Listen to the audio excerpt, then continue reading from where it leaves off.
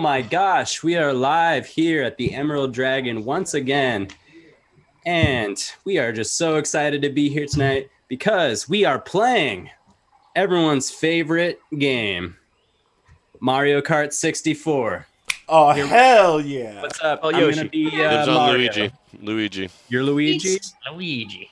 I don't remember. Kaylie's Did 64 have Boo? I will be the girl. No. No Boo? Oh, Everyone always fought for Toad and Yoshi in 64. Alex, you're Bowser. Everyone knows it. Yeah. Why am I Bowser? Because I Paul's think you Yoshi. could be Waluigi. Nah, I'll be Toad. Cute. Oh, it's good.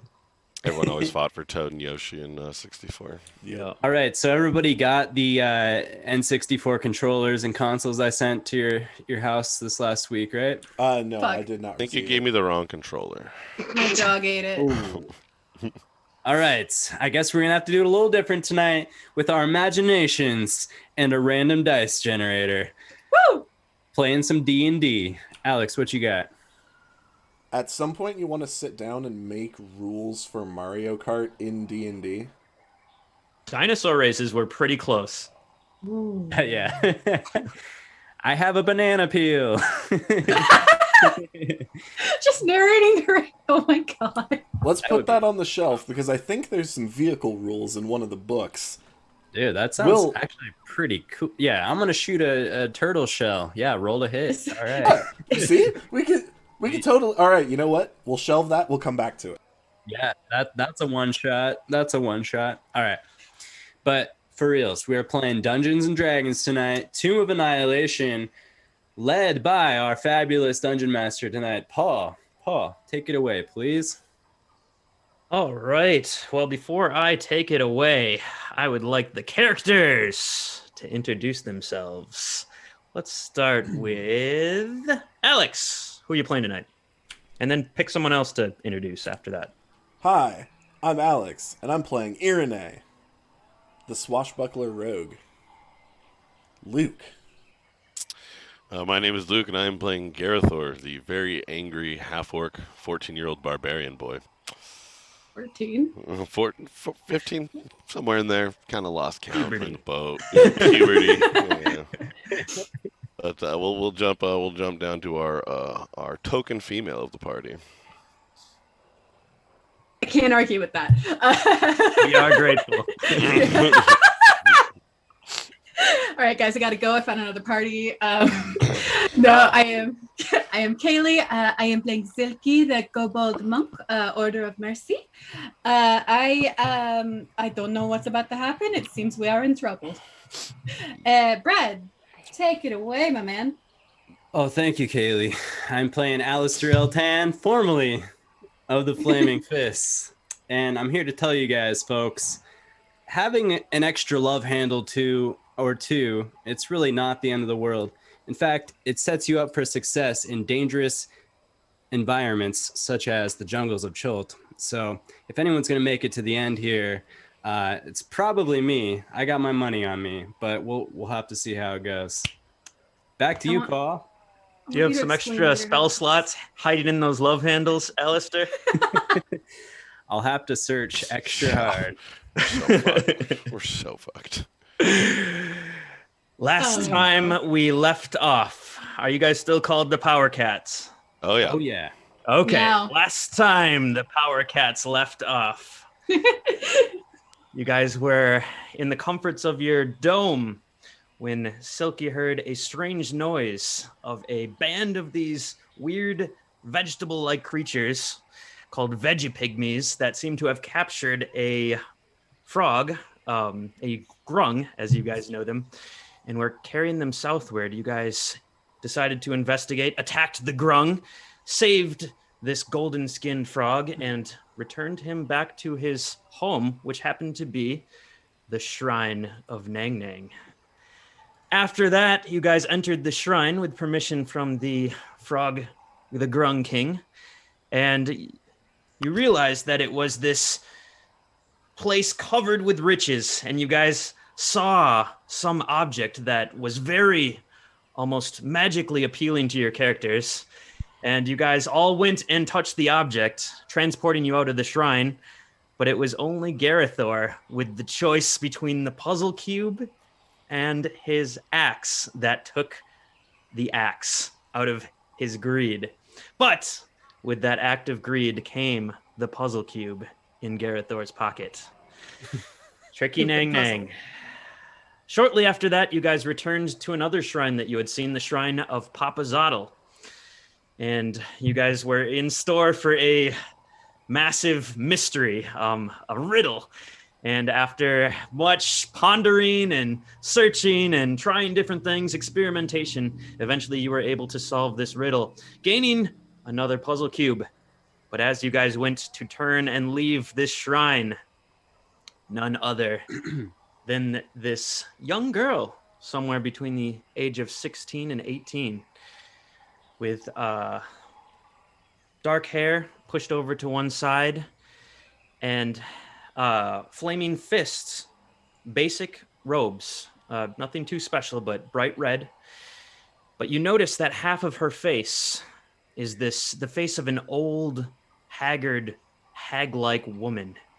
And half of her hair is just this old, gray, gnarled mess. And she is currently combing her young, beautiful hair over that and kind of her hair over that side of her face. As she looks at your party, you also see a couple other people closely behind her. And she looks specifically at Alastor and says, "Alastor, it's been so long. We must have a conversation." And that is where we left off. Power Cats, are you doing anything in particular? Were we positioned on a battle map of any kind? You're currently in the main shrine room. Okay. I will walk up to Alastor, put my hand on his shoulder, and be like, "Do you know these people?" Yes, I do, Garathor, and I'm afraid I'm gonna have a chat here. Hello, Zagmira. As I greet Zagmira, I actually just pull off my backpack, and I know Garathor is there, ready to take it from me. And I'll usher him forward, be like, "Yeah, why don't you go figure this out, because this doesn't look good." And I'll kind of like just remove his bag from him. I step forward as he's doing so, and I'd like to just come face to face with Zagmira. I will say, Zagmira, we just talked about 45 minutes ago. I don't know what you mean about it being so long. You consider that a conversation? I think one of our old conversations is long overdue, Alastor. Would you join me, in fact, all of you, for some tea? She starts to unfold what looks like almost like a tablecloth from her bag, and slowly unfolds it. Well, I could go for some tea. How about you guys? She whips the blanket or the tablecloth over in the first room. So you guys are kind of in between the two shrine rooms. There's that large marble table. She whips the tablecloth over that marble table, and as it settles, you see 6 chairs appear on this table or around the table, and on the table appears these little saucers at each place, and a very finely ornate, intricate teacup. And in the middle of the table already is a pot, and it is steaming and hot. And she gestures to the table and says, "Let us sit. I must meet your acquaintances, Alastor. She looks at each of you. Interesting." And she begins to take a seat at the head of the table. I feel very uncomfortable in this situation. Do you mind if I just stand right here? Oh, please. This is my hospitality. It would be so rude to turn me down. I promise you, no harm will come to you. please take a seat. I will sit on the farthest possible seat from her. So the other side of the table? Mm-hmm. And where are her two henchmen in relativity to us? Are the rest of you sitting down, or are you? Yeah, I'll sit right next to her. Okay. I'll take a seat next to Garathor. Silky is nervous, so she's gonna climb into Alastor's lap. That's Silky. I don't. Silky. It's scary. No, Please. proper tea time etiquette dictates that we each sit on our own seat. I think. Come on over here next to me at the head of the table, Silky. I'll keep an eye on you. Okay. Seems you haven't forgotten your manners, Alastor. Well, I see you still got your tricks there, Zagmira. Well, I know how much you like tea. At this point, you see another wizard come in and enter and take a place at the table. Alastor, you recognize this as another student, a fellow student, about the same caliber as you. And he takes a seat at the table. His name is McGregor. Another. Nice to see you again, McGregor. He looks at you and he says, "Oi, nice to see you, Alastor." Oh, by And, the way, I'm sorry to interrupt you, Paul. When I sit down, I do remove my cap, revealing my glorious mullet. Very much business in the front, party in the back, and take a few dabs at my forehead with my handkerchief, and also straighten out my handlebars. All right. So McGregor takes a seat. Then you see a knight, presumably a knight. He's in full armor. He has a giant shield with the Flaming Fists emblem on it. It's all black, and he has blonde hair. It looks middle-aged. And slung over his shoulder, he has a giant executioner's style axe. On one side is just this like massively razor sharp blade. And on the other side, it's kind of an interesting axe. It's like half of a cigar cutter almost. So it's got like two teeth that are just razor sharp pointing out. And he just has it slung over. And Alastor, you would probably know who this is based on your just journeys in Chult, although you would not have had much interaction. This is Ellingston, and he was in charge of the ground troops pretty much. So he was like commanding all the scouts and like the underlings around. And then Zagmira pretty much talked to the wizards and also commanded Ellingston and told him what to do with all the foot soldiers. So he's he's a captain. Ellingston, nice to see you again. You look well, as approachable as always. He doesn't say anything. He just stands there. I would like it to be known that I have my backpack and Alastor's backpack between me and Iranae at the corner of the table, Okay. between our seats, and that I'm staring at that axe. Does it look like something I could carry and swing around? It looks like a finely made, and you don't know how finely made, great axe. Okay, cool. I'm staring at it. And then besides that, you see two other basic foot soldiers. There was over 20, Alastor, you knew at the beginning of this, and now it appears there could be more hiding outside or that haven't come in yet, but there's just two left that kind of stand at the door. Look around and I say, is anybody else joining us, Zagmira? Where are all the rest of you? Unfortunately, this is all we have left of our once great company of the Flaming Fists. It appears tragedy has struck us several nights now, and this is all that's left. Alastor, are you well? You look a little tired. Are you eating? Getting enough to eat out here? Well, the last couple days I've been on kind of a lean diet, but I've been planning this for several years, just kind of cutting back a little bit and working on my figures, Zagmira. Very good, very good. Otherwise, I'm just as sweaty as usual, so I don't know what you mean. Good to know, good to know. Health is everything. you should take care of yourself.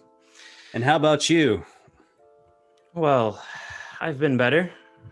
You know, losing so many soldiers is never a good thing. So I'm a little disappointed in myself as a leader. Sure, but I mean health-wise. Oh, You I'm fine. you have this strange just way of simultaneously depicting someone with their entire life ahead of them and near the grave. So, how's that feel? You're talking about this? I was trying to be a little more subtle than that, but indeed I am. Can you pass the sugar, Zegmir? Well, Ellingston, please pour our guests some tea. So, Alastor, please introduce me to your associates. I must meet them. And she looks kind of at each of you, and she first looks at Iranae and it says, my, such fine elven features, yet I sense some fight in this one. And the haircut. Wow. I love it. Tell me your name, miss. That'd be Iranae. Very nice to meet you, Iranae. And who might this young tub of muscles be over here? She motions to Garathor. You look like a fierce warrior. I've been called worse. And your name, sir? I am Garathor. Well, very nice to meet you, Garathor. She kind of looks at your tattoo a little bit and says, I don't recognize your tattoo, but I get the feeling you're far from home. Jonestown was a small place. Very much off the beaten path for good reason. Unique to its own traditions of the Orcan kind. But we manage. Very well, and oh, bless my soul. If it isn't the cutest little kobold I've ever seen in my entire life, and the strangest company by far. What is your name? I am Silky. She Silky. leans back into her chair. She kind of leans closer towards you to get a look. Silky, you are so adorable. That goes to say that the most powerful among us aren't always the biggest and the strongest, but everyone has their advantages. I hope you use yours. I think I do. Well, just keep being cute and adorable. Oh, Zegmir, don't let these people fool you. They're really not that strong, or tough, or smart. As you say, Alastor. I don't even And- know how they're still alive, frankly. Huh? I don't even know how they're still alive. Well, seems fortune has favored your small group here. So, I'm not sure if Alastor has properly introduced himself to the three of you. By the way, Alastor, we won't run into any problems with the three of them as far as civility and keeping calm. Or is there something I should be aware of? Well, like I told you, they're not much as far as strength, combat, or intelligence are concerned. But they are mostly well-mannered. I should say that. They do have that going for them. Very well, very well. Well, did you guys know that this is the great, and she looks to the three of you, and also Ellingston, and is kind of like Ellingston, and possibly the three of you. This is the great Alastor Eltan, of the Eltan name in Baldur's Gate, and my former student. In fact, my protege, one of the best students I ever had. And she looks at you, and you see as she says this, McGregor kind of scowls like, and she continues. She's like, "Oh, McGregor, you are a fine mage indeed, but I saw something in Alastor that doesn't come along every day. I think I just saw a bit of myself in him." I give McGregor a shit-eating grin and wink at him.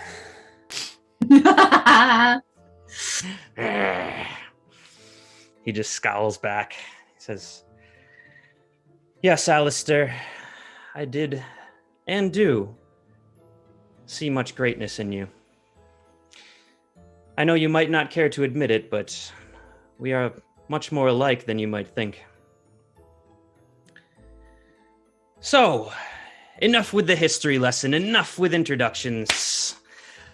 Let's talk about today. Let's talk about the present. As you know, I am unfortunately required to report into Commander Portier whenever significant events happen to our party, and last night was very significant and unfortunate. We lost over a dozen men. And as I reported into Commander Portier, I said, you know, our chief exploration officer who went missing the night that the snakes attacked, he strangely reappeared in camp.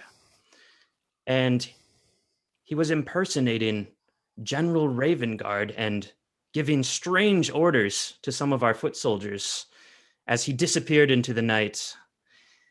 And I can only wonder, Commander Portier, why did he disappear? We thought he was either killed or captured by snakes, but apparently not so. And why was he impersonating the general when this has grave consequences amongst the Flaming Fist Order? And she kind of blew a gasket. She got extremely mad. She was cursing, swearing through the sending stone. I almost dropped it. And she wants you straight back to Baldur's Gate, court-martial, stripped of all titles, stripped of rank. She even said something about expunging the Eltan name from the history of Baldur's Gate. I thought that was a little extreme, but now that I have you here, please do inform me of the situation. What happened, Alastor? Well, just to back up a little bit, Zagmira, I did in fact introduce myself to these fine people already. And when I did so, I told them, my name is Alastor Eltan, formerly of the Flaming Fists. Now I know we usually have somewhat of a custom in the Fists, providing 2 weeks written notice before our departure, or else it deems us unhireable. That's usually how things go.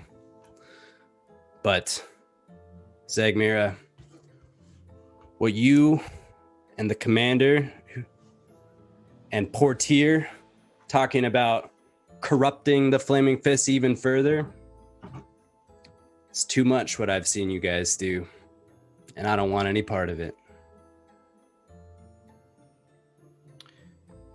Well, I don't know what you're speaking of, Alastor, and the fact that you want to quit the long legacy of the Flaming Fist greatly saddens me. Do you know what people are calling the Flaming Fist these days? Have you any idea what our reputation has become?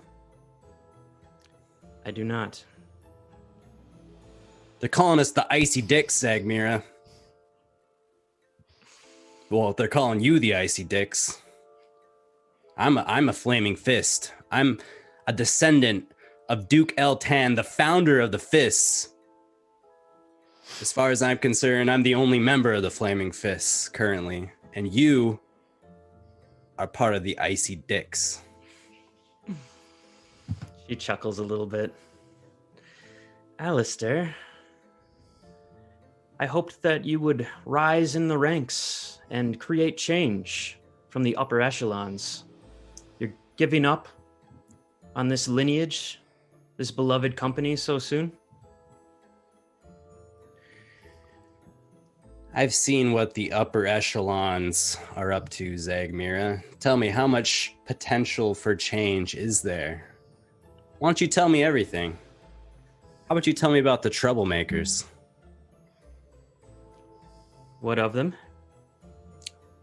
Oh, I know you know, Zagmira.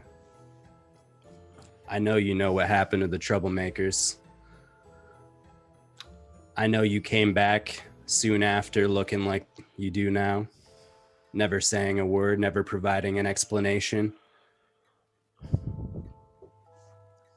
Enacting change when it's only corruption at the highest echelons. There's no chance. There's no chance. Well, I was there with the troublemakers. I walked through the massacre. It was indeed quite the sacrifice for the Flaming Fist and for the good of Baldur's Gate. Captain Hightower will go down in history as one of many of our heroes. I don't know what you speak of as far as corruption at the top, but once again, I am deeply offended. I know you sent those boys there to die.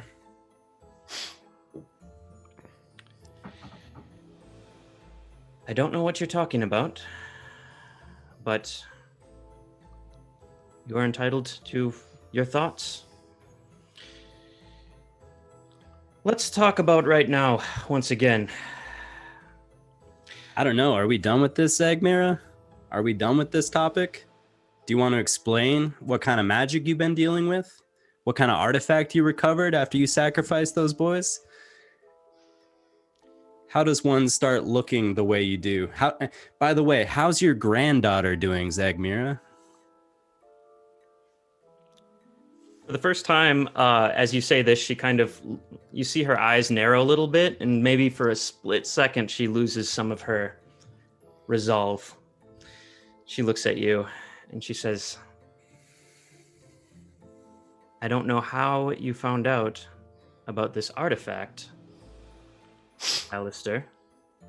And she looks around the room, but she says, but you shouldn't be talking about it in mixed company. It is top secret information and something that could save Baldur's Gate. Well, good thing I no longer subscribe to the code of conduct of the Flaming Fists, then. I'd be afraid I'd get reprimanded. Well, as you know, leaving the Flaming Fist is not that easy, but there is a process. You must go back and speak for what has happened and why you are leaving. Zagmira, I am the Flaming Fists. All right. Well, I see you have taken sides and made your decision. I guess that leaves us to right now, Alastor. Sure. Right now, I'm thinking this tea is disgusting. What's the expiration date on this crap? This tea is fine Chultan tea, black currant with a little bit of wild honey and a hint of cardamom. And Garathor, you have tried it, and it is pretty good, despite what Alastor says. I'm kind of like looking it over at Alastor, like, yeah. As soon as Alastor says that, your like grin turns into a frown. not making you anything fancy anymore, there, buddy. She says, well, I just have one last question then, or maybe a few more. And she digs in her pocket and she says, can you tell me anything about these? And she holds up what you guys know as a puzzle cube. And it has a snake on the side. She said these. Is she holding multiple or just one? She's holding one. But she says, can you tell me about these? I kind of look, I'm like,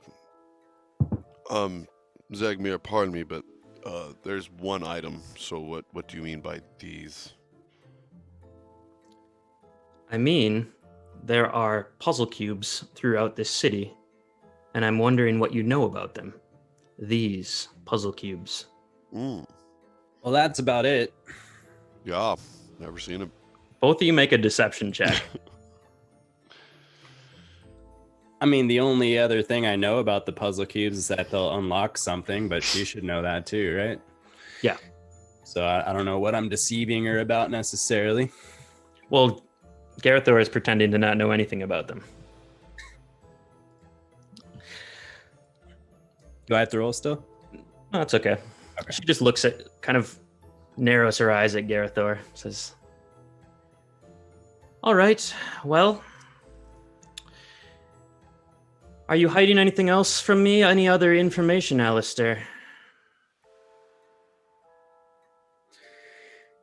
Why were you impersonating Ravengard that night?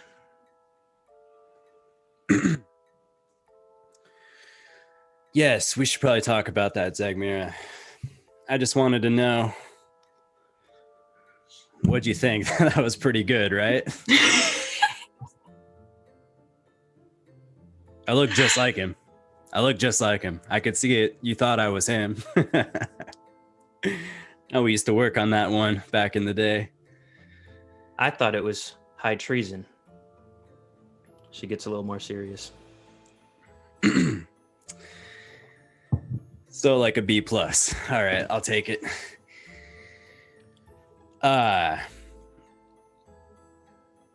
Well, I've never been known for being the quickest elf, but I had to think on my toes, Zagmira. That was the first thing I came up with.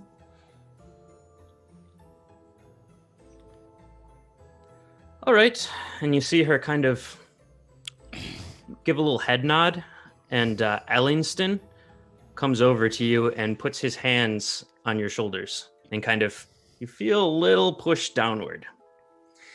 Ellington, I don't need a massage, thank you. I know it's been a hell of a day, but I'm doing all right. I'd try to shake my shoulders free. He tightens his grip.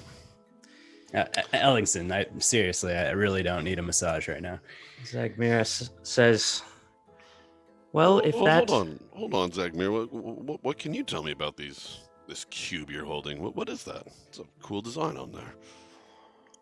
It is, isn't it? I'm wondering if you have anything else you can tell me about them. And I feel like you're hiding something. And I'm very good at finding information when I want to. And she turns over and points to Alastor and says, Alastor, I know you've never been on this side of the chair, but if you have nothing to hide, please don't resist this. And you see a diamond in her head, like start to appear like an arcane eye almost, but it's a diamond and it glows purple. And she puts her hands up like this and looks right at you. And you feel a spell starting to manifest. Make a wisdom. No, Zagmira, what? Wisdom saving throw, please. There's puzzle cubes around this lost city, and obviously they're a key to a door. Like, what else is there to know about puzzle cubes? Can you tell me that? You're not asking very good questions. Wisdom saving throw, DC 18. Oh my god. Oh, that's 20! Can I pretend that it's working? No. She knows that it's not, according to the spell. With a nat 20, I'll let you... She does get to make a contested intelligence save against you as well. So until she does that, I will say that because of the nat 20, you can talk for a bit. And she doesn't quite know what happened. Oh, all right. Well, you went and did it then, Zagmira. Tell me about this cube. What do you know? And she kind of leans in closer, and you see this purple energy just glowing from her forehead. What do I know about the cube? What symbol is on the cube? It's a snake, and you would know that to be the trickster god Moa. Well, this is one of the cubes here, and Each cube corresponds with one of the 9 gods. I know we've talked about all this, Zagmir. I don't really know why you're so confused. Have you had other shrines? Do you have other cubes? And now you have to make a contested intelligence save. But before that happens, you feel this green eldritch energy from Ellingston start to go from his hands all over your body, and you start to feel it lock up a bit. And you know that he's casting Hex on you. And you have disadvantage on intelligence checks now. Is there any save against Hex? There is not. Disadvantage on intelligence? What's the intelligence contest for? Contest? It's for detect thoughts. And it's a saving throw? It's a check. Check. Got it. All You right. rolled a nat 20, right? Oh, disadvantage, right? 14. Okay. Quick question. Yeah. This was like a plinth, right? So there's no space underneath it? Like it's not like a table with 4 legs. Correct. It's a marble pedestal table. Damn it. Can I yell, "Hey, Ellingston, what are you doing?" He just kind of looks up at you and smiles as Hex takes effect. Well, it's a concentration spell, so if we were to break concentration, would that remove it? Sure, if you damaged him. Yeah. Oh, it'd be an actual damage. Okay. Yeah. Never mind. Metagaming. So she tries to pry into your mind, and she realizes that the spell is not taking effect. And she's like, "Oh, I see. You did resist the spell. Gotcha. What a waste of a perfectly good spell." Zagmir, I've been trying to have a conversation with you. I don't know why you're resorting to these tricks. Well, please don't resist this, Alastor. I don't want you to get any more hurt than you have to. Can we not just have a conversation? What is going on here?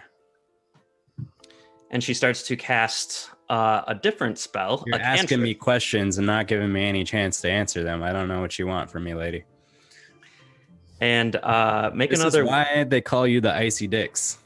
make this is another why. wisdom saving throw as you're telling her off. Is it a disadvantage? It's Or not. is that intelligence only? Wisdom save. That is not going to do her. I'm going to add an arcane deflection +4 to a bonus saving throw, please. So 17. Okay. It is DC 18, as I told you before. Okay. So you don't have to use that if you don't want to. So you see this out of her mind's eye, a sliver of energy shoot at you, and you take 1d6 psychic damage. 2. And you start to feel this pain inside your head. And you also have a minus D4 to your next saving throw. This is Mind Sliver, a cantrip. And now she casts Detect Thoughts one more time. Is this how you guys normally have tea among the Icy Dicks? Is this normal tea ritual? I know I'm only a half orc, but this seems a little out of place. Well, if he has nothing to hide, then he has nothing to fear.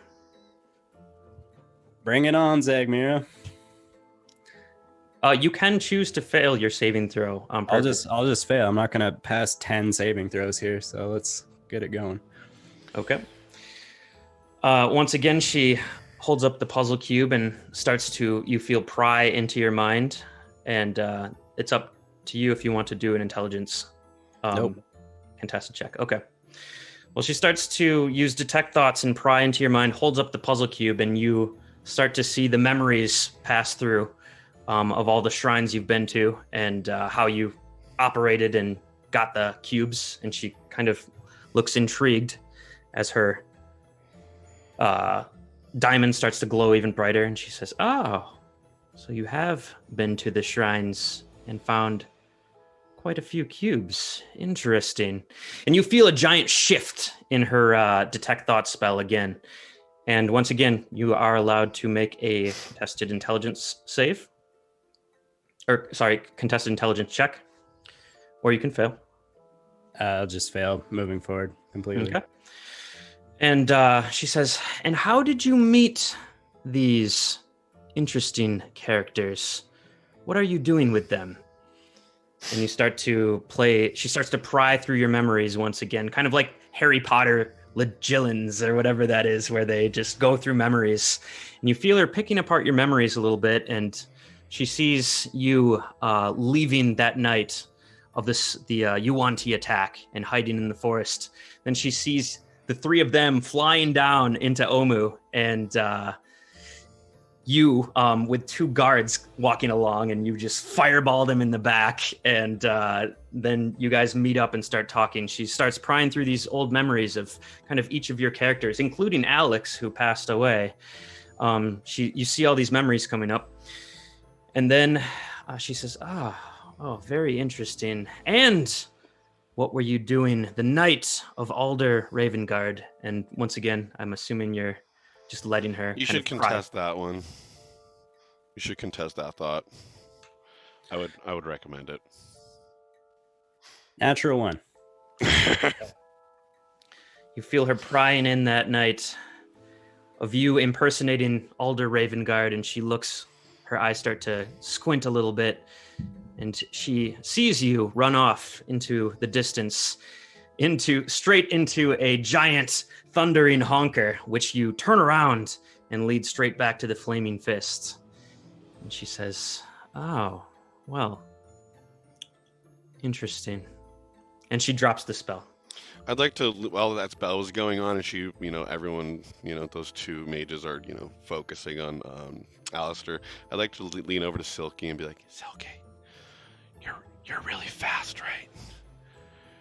Okay. You will know when, but if you have to, just cheese it. I don't have any cheese. Are we talking Parmesan or Gouda? It means Gouda the fuck out of here. When you need to, if you need to. It's just be ready in case, okay? Okay. By myself? McGregor looks over to you guys as you're whispering and be like, quiet over there. Can I ask you something, McGregor? While she's doing her thing. Oi. What's all this shit about saving Baldur's Gate? And what the fuck does it have to do with fucking over every other coastal city? I'm just curious. We're just trying to keep the city safe. Just trying to keep the city safe by having pirates that you've hired sink every vessel other than Baldur's Gate vessels. I just don't see how that logic pans out. I don't know what you're talking about. Alright, I'll ask her when she's done that. Okay. You sufficiently distracted them for a little bit, and they were able to continue their conversation. All right, so Zagmira finishes her detect thought spell and says, kind of takes a seat back and says, well, you have been busy, Alastor, and you have left much information out of our conversation. The responses you didn't allow me to give you. Yes, I did leave that out. Well, you got what you needed, Zagmira. What's next? Well, we are in quite a predicament, aren't we?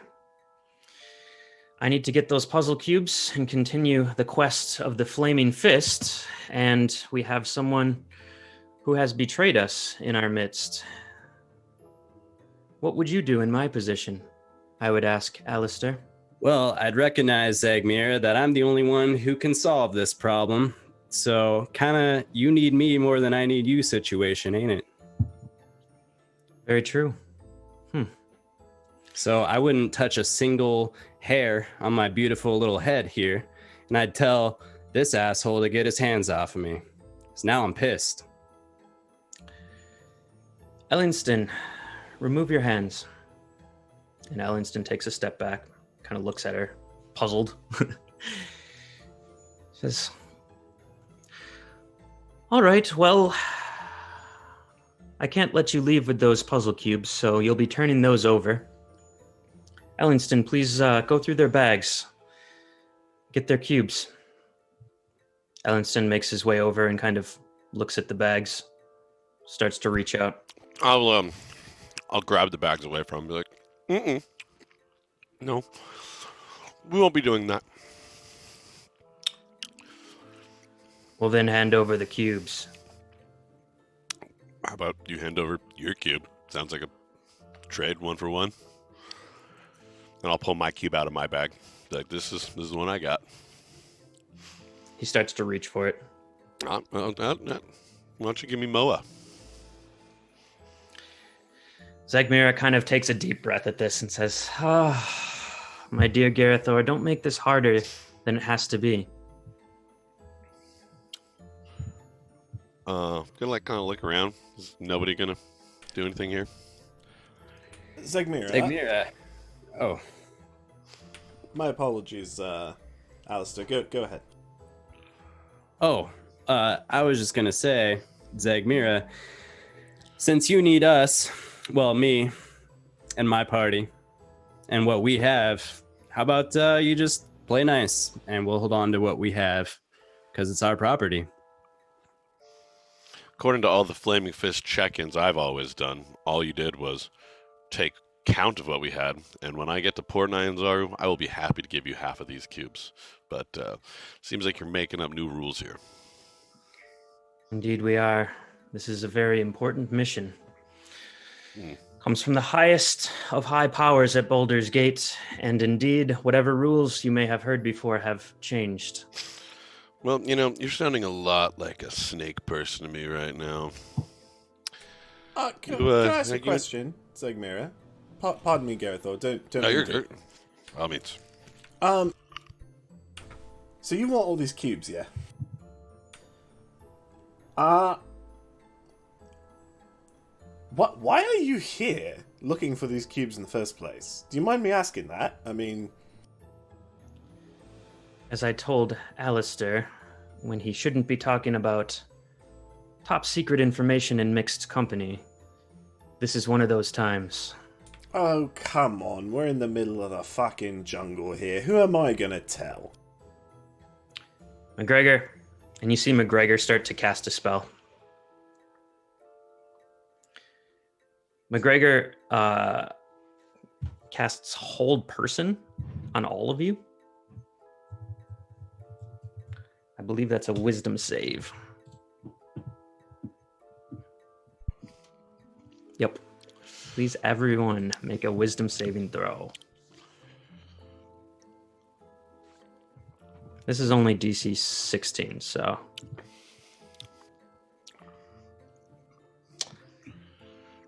Okay, Alastor, you save. Kensington comes over with some manacles and starts to put them on Garathor, Iranae, and Silky. I just kind of, before he gets to me, I look at Garathor and I open my eyes and I just say, "Jeez." I think we missed that opportunity.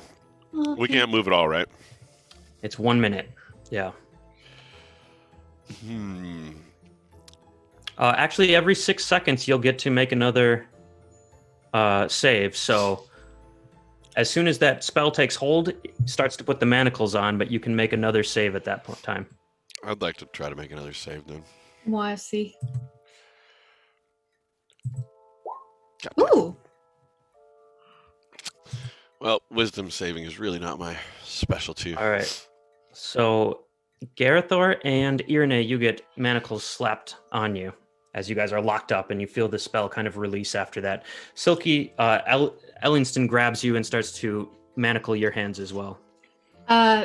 I pulled him away. I kind of wiggle out of his grip and I just kind of like skitter like a snake down my chair with my ears down like a cat. He tries to grab you. I'm slippery. Jeez. All right. Make a dex check. Acrobatics. Or athletics, either way. Oh, definitely acrobatics, my good sir. Ellingston rolled a 20. Oh. Mm-hmm. He grabs you and starts to manacle your arms. Can I, before he does that, can I use a key point to take the patient defense and use the dodge action so that he has disadvantage? I know it's a little funky. This is in a combat situation. I don't think dodge is going to help you with a grapple. Until the start of your next turn, any attack roll made against you has disadvantage. Attack rolls. So that but is I have advantage on dexterity saving throws. It's a check. It's a contested check. Love that for me. Okay. The manacles tighten down, and they kind of turn to you, Alastor, and Kensington makes his way over. So, well, yeah, I think I'll be staying out of those manacles there.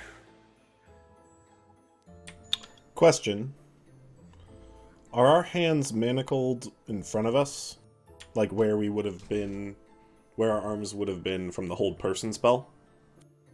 Yes. And you said that spell has now dropped, yes? Yes. So they're in your lap. All right. Kensington reaches out and tries to grab you, Alastor.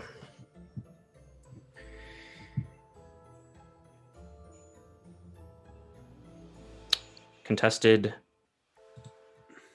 That's only 11. I'm not going to contest. I'm just going to look at Zegmira. Really, Zegmira? Really? Sorry. And Kensington and McGregor dig through their packs, get their cubes, and you see they start to just empty out, as you guys have seen many times before, as the flaming fists just go through your shit with like no regard for doing it gently or anything like that. You just see everything kind of pour out in the chamber. So if my hands are in front of me when they're going through the bag, I can move now. I can stand like up. that. I can do whatever I want. Sure. I would like to try to reach directly for my bag and Alastor's bag, and if I can just get a hand on it, and I would like to try to GTFO with my cloak. I'd like to just portal outside. Okay. Make a sleight of hand check to try to grab your bag as they're dumping out your stuff currently. Can I do like athletics to like just dive for it and then just disappear? Could this take place while they're shackling each of us and all that? And well, that's what I was kind of thinking during Silky's, when they were like messing around with Silky. I was causing a distraction, trying to keep their attention. I mean, we're kind of past that part, unfortunately, I would say. You can make a dive. Christ. Okay, so you start to grab for the pack, and as soon as you start to reach out, McGregor like puts out his hand and like he casts hold person on you again, pretty much, and he threatens it. Like he puts out his hand, and you just kind of freeze there, and Ellingston grabs the pack and throws it away from you, like in the corner. Is this adding to our list of people we gotta murder now? All right. Damn it. Unless you guys are doing anything else, they pretty much just grab the puzzle cubes and they kind of pile up everything and put it somewhat back in the packs. And they put all the puzzle cubes on the table and says, all right, well, we have 8 cubes, it looks like. Oh, you can count. Good for you guys. We can, yes. And we'll be needing that last one as well. Well, it seems like you're going to have a lot of trouble since you could only get 1 cube in the time it took us to get 7, so good luck with that. Unfortunately, we know the last cube is held by Raz Nasi, the Snake Lord. Oh, well then get fucked. Oh. Yeah, good luck with all 6 of you figuring that out. You really do not know what you're doing, Zegmira. You could have made some allies. This could have gone so good. You guys are actually not smart, for lack of politically correct words. Well, I have my ways. I have my gifts. Yeah. I will be needing a volunteer from the four of you. I don't think you know what the word volunteer means. Silky looks around the group and just kind of raises her hand. What are you doing, Silky? I don't. You all have a goal. What a brave, I'm not very helpful here. adorable little kobold. You want to be the accountability? What does that mean exactly? That means you're going to go in and get the cube and bring it back to me. And if you don't, there will be consequences. But if you do, no worries. All will be well. Man, I don't know much, but I do know that Rasnasi has many snakes. I am but one kobold. It would be near impossible for me by myself. Can I take at least one of my friends with me? Oh, all four of you, I presume, are going. Oh, I just need one of you to be the accountability. okay. Then again, what does the accountability? What would that mean? It's a very simple spell, just to make sure you do what you say you're going to do. Or what I want you to do. And the consequences are? Oh, you don't want to find out. They're pretty dire. All right, do you volunteer, or shall I choose one of you? I volunteer. I volunteer. All right, she begins casting a spell. It takes a whole minute, so you just kind of sit there, and McGregor leans in, and Ellingston is looking at all your hands. Make sure you stay focused during that spell, Zagmira. She holds up her finger, keeps casting. I You wiggle. Can't let one thought get interrupted. You know that, right? Boom! She finishes the spell. Silky, you see this blue energy emanate from her fingers and wrap you in almost a noose around your neck and pull upward. And as this noose pulls and tightens, you feel your body rising up a little bit, like you're almost about to be hung. And at that moment, she says, "Bring the last puzzle cube to me." And you feel this noose you feel the rope drop. But it's still around your neck, this magical arcane rope. And the spell fades after that. She says, "I think you know what will happen if you don't follow your orders. But I'll leave that up to your imagination. You're free to go." What a lovely conversation, all of you. It was so good to meet out here and have tea amongst friends. Again, your lack of knowledge of what words mean is just baffling that you're a wizard. It is absolutely baffling. All right, very well. Well, we will take our leave. Good luck, and we will be waiting for you up at the north part of the city. We're just in these manacles and we're trying to extract something precious and do something. Oh, you're big. right. Yes. What's this about? We can remove those for you. Ellingston, give them a hand. Ellingston starts to unlock each When of he's them. unlocking mine, I'm like, "Hey, keep my axe polished for me, huh?" And I look back at his axe. He just scowls at you. And he touches it a little bit to make sure it's still there. I wink and I blow him a kiss. I cast message as Zagmir is leaving the room, directed at her. Just want to get my voice inside her brain. Okay. I say, "You'll regret the day you crossed an Eltan. Remember that." She returns the message and says, "Well, we'll see about that when the Eltan name is expunged from the histories of Baldur's Gate. There won't be an Eltan left." That's it. I cast another message and say, "Hopefully that coincides with your formal renaming to the Icy Dicks." No response. Got her. All right. She walks up. And once again, she says she'll be waiting for you guys at the north of the city. And she says there's an obelisk there, which is the entrance to the shrine. She She says, "I'll see you there," and then turned and left. As they're walking out loud enough so that they can hear, I'm gonna look at Alastor and go, "Wow, your friends really are a bunch of fucking dicks."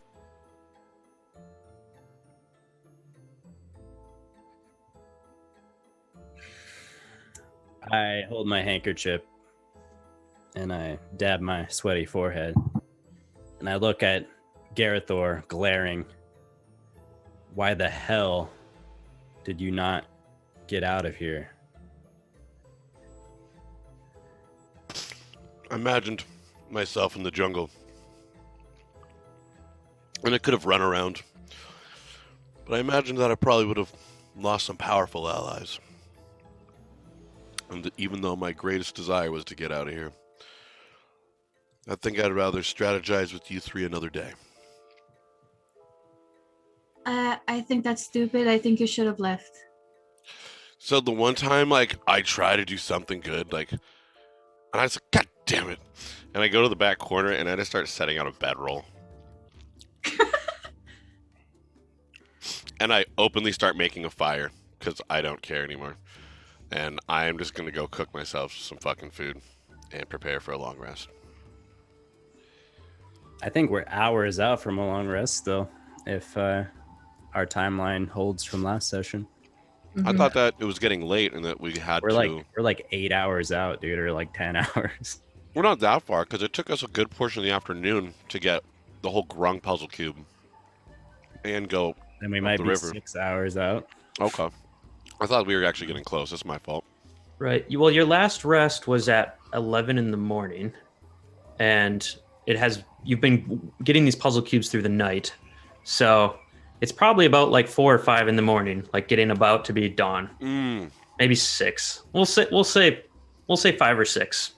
I honestly thought we were into the afternoon at this point. That is my fault. You guys work through the night.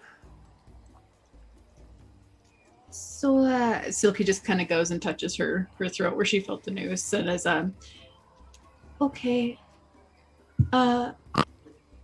You know it's okay if you don't do it, right? You don't have to give it back to her.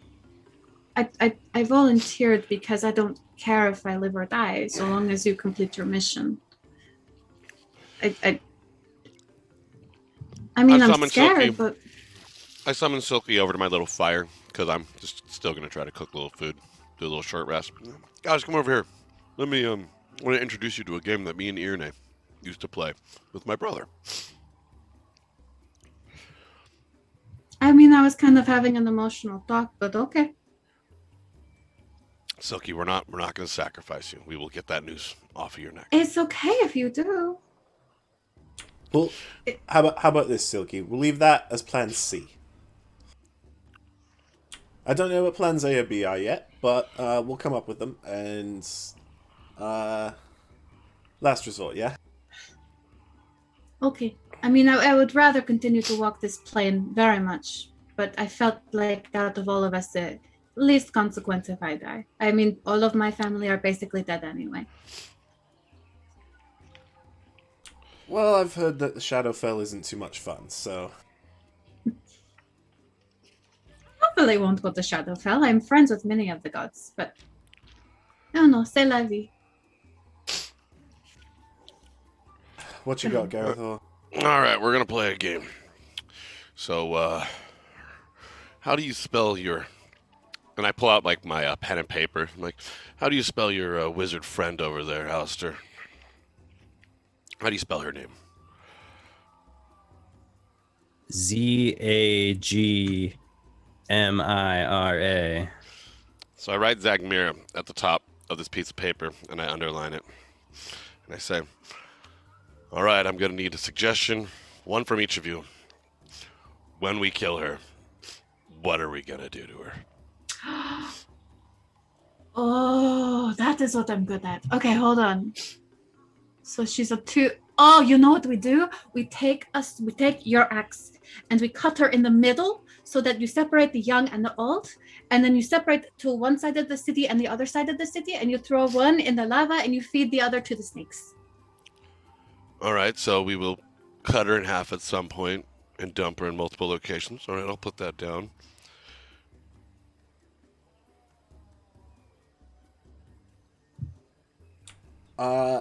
We should definitely take our hands. Spellcasters need those. Ooh. I was definitely in the mood for a good hand mangling before she goes. Great. So Why not mangle just hands. make it the arms? Oh, Mangle just the the whole arms? All right, yeah. I like that. See, I was thinking if we mangled the arms enough, and then we literally tied her arms around her own neck. Since they're pretty Listen. much going to be, you know. Listen, Garathor. What if we choked her with her own hands, her own mangled arms, before we cut her in half? It's a nice thought, but back in the Flaming Fist, we had this special mage division where there was paraplegics and such. And I've seen incredible things done by people who had nothing more than nubs at their elbows. So We got to remove the whole arm, is what I'm saying. Okay, so I'm going with both your ideas here, spitballing and adding a little flavor of my own. We cut off the arms at the shoulder. While she's still alive, we break every bone in her arms all the way through her hands. Then after she's felt that pain, we then cut off the arm, and then we literally choke her out with her mangled arms. And right before she dies, I think we should put her up in flames. I think that you should absolutely take the glory kill when she's choking on her own arms. Before we cut her in half, I definitely think, Alastor, that's where you're gonna be our wild card. Well, yeah, she always talked about wanting to be buried one day too, but I think it'd be really fitting to go with the cremation.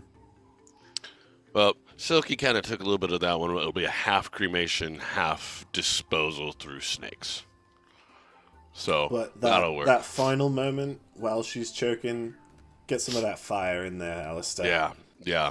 So me and Iranae are gonna break the arms, mangle the arms, torture the arms, remove the arms, choke out with arms.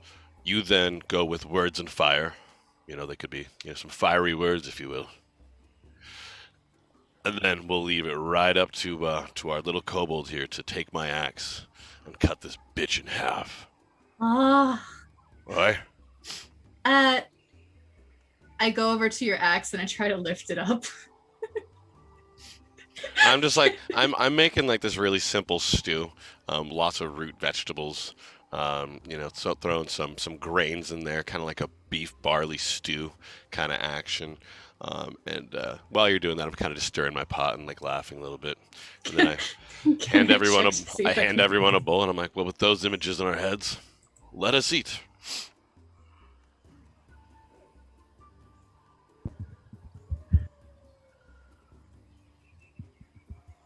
Believe it or not, I'm not very hungry.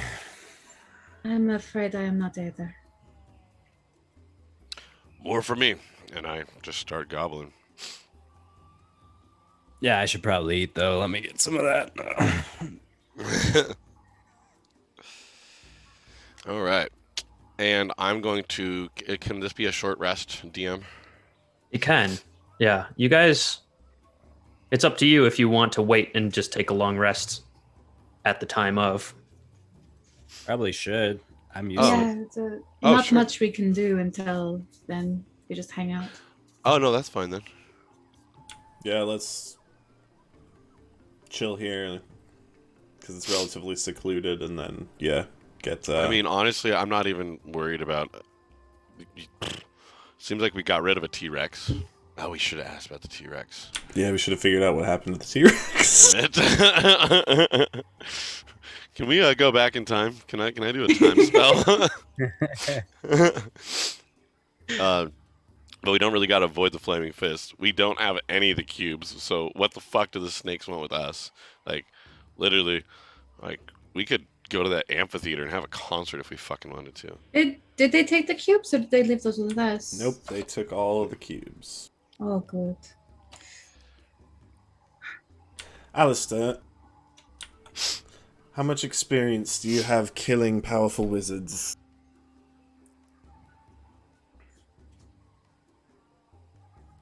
Iranae, would it surprise you if I told you that I've never seen live combat until I got out here in this shit city. Honestly, yeah, I would be kind of surprised. You handle yourself pretty fucking well. Well, I've always been a strong studier. But I've not slain another magic caster. I've not slain anyone except those 2 icy dicks when I first met you guys. And even then, they just got churned to ash instantly. I didn't even have to like deal with the aftermath at all. Haven't had to process that or anything. Yeah, it's a little different when you get covered in blood, I'll be honest, but... Alright, you, being her pupil, must have some idea of her capabilities. I mean, you said she's been messing with shit you don't know about, so maybe she's got new shit, but... Iranae, after what you just witnessed, would it be surprising if I told you she's really good at manipulating people and finding out information? No, that would not be a surprise at all. I would readily believe you 100%. Right. Well, I can block some of her spells when they come. She's really powerful, though. I suggest Garathor, Silky, if possible, if the opportunity was there, confront her head on, distract her, take an axe to her face. She'll be too distracted to be very effective. The way I think is that that'd be a really, if we all focus, she can only stop, because if I get my axe on her, even for one set of blows, I'm pretty sure I'll dismantle her.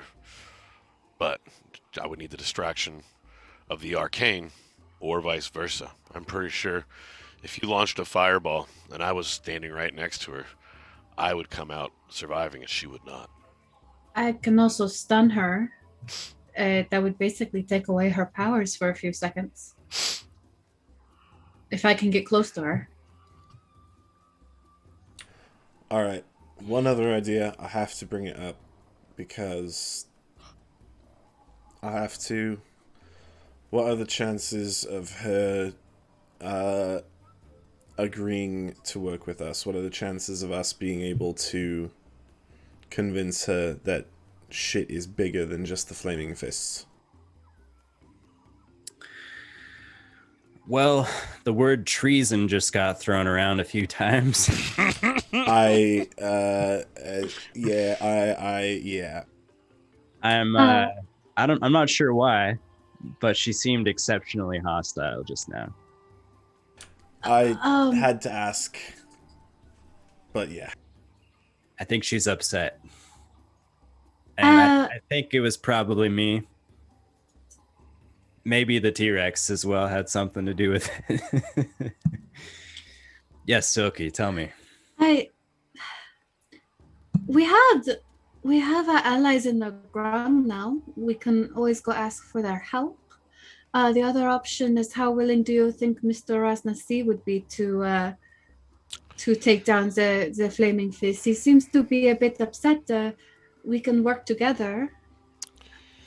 Yeah, he's not going to want to work with us on just about. Well, anything. here's I don't think our equation has changed much, folks. I pull out my dragon chess set, assuming those bastards didn't take it, and I set up the set exactly how I did the first day we met, within the first rest we took. I say, well, once again, here's the flaming fists. Here's the icy dicks. Here's the snake fucks.